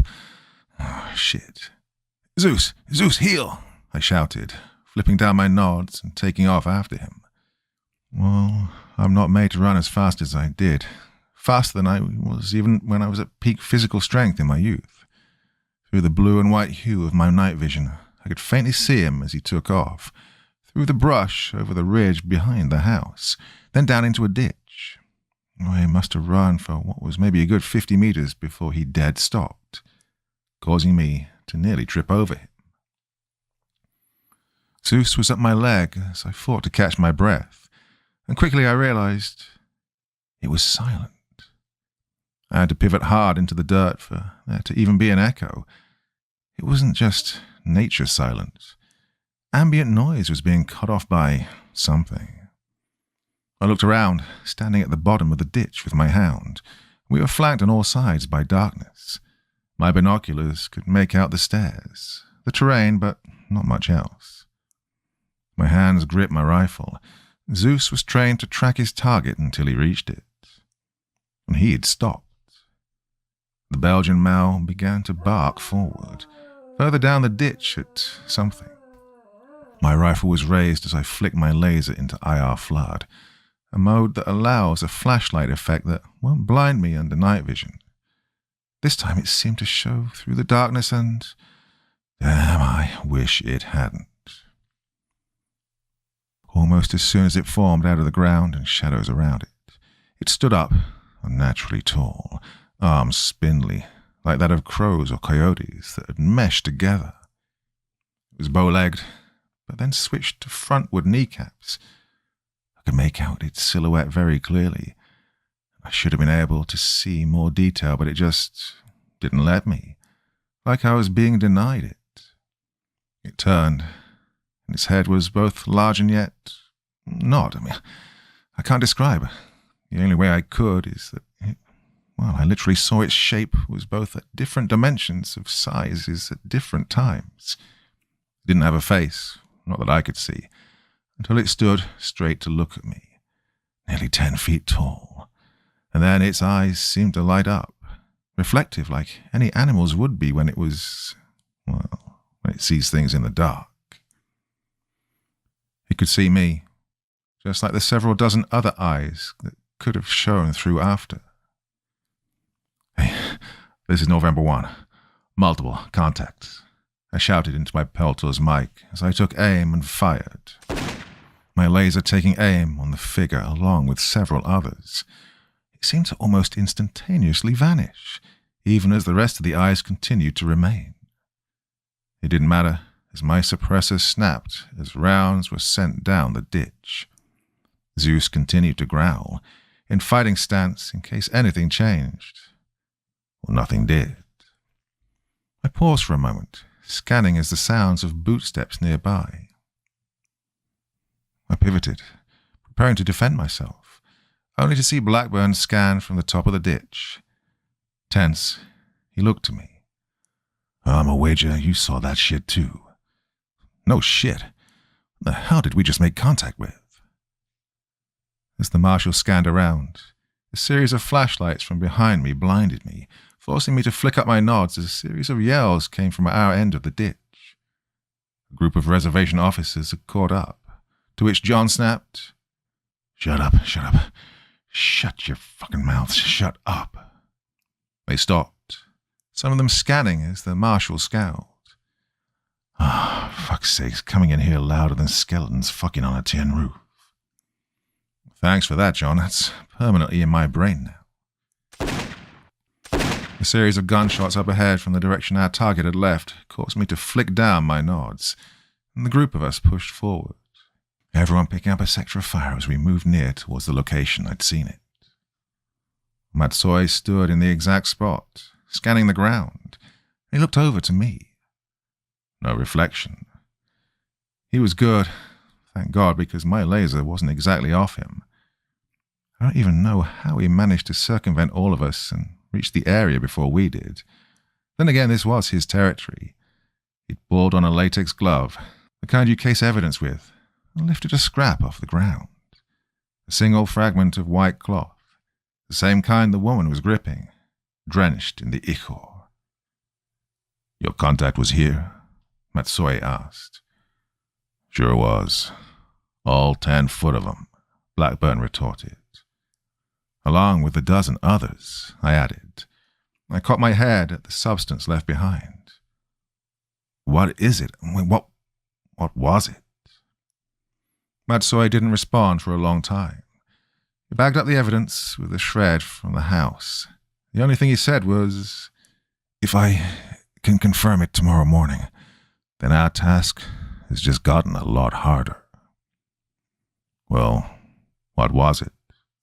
What's the theory? Blackburn pressed. Matsui ignored him, simply saying, You two did good work. Head to bed. We'll talk in the morning. Well, John wasn't happy. Still isn't. I'm not either. I've got a feeling we just stepped in something generational. What do you know? Matsui is calling us now. Well, I'll brief you on what's next. Until then, November 1, signing off. Oh, things are really starting to hot up now. That's 4 episodes into this epic series and a wider universe to explore as well. So, that was episode 4. And I get a sense that isn't all of that story. So I think we're going to be returning to this one in part 5, which will be in the next week or so. Anyway, thoughts, feelings, anything else you want to say about the episode? And as ever, I'll do my best to join in the conversation. Thanks for all the kind words on the recent videos. Yeah, YouTube is really kicking a lot of narrators' asses right now. I'm not sure what's going on, but yeah, it's not good. Anyway, real voice, as ever, always will be here on my channel, and I appreciate all the nice comments coming from you. Anyway, till tomorrow night, probably back again tomorrow night. Till then, you'll sleep well. Have a lovely weekend. Thank you so much for taking the time to listen to this story today. Really means a lot to me and to the author of the story, of course. Well, if you want to know more about me, I'm pretty much everywhere on social media. You can find me on Facebook, Twitter, Instagram. You can download my music on SoundCloud. I've got a Patreon if you feel like. Throw me $1 or $2. Very much appreciated. And of course, on Reddit, I have a place where you can leave stories if you want me to read one that you've written. Well, hoping to see you all again very soon. Till then, sweet dreams. Bye-bye.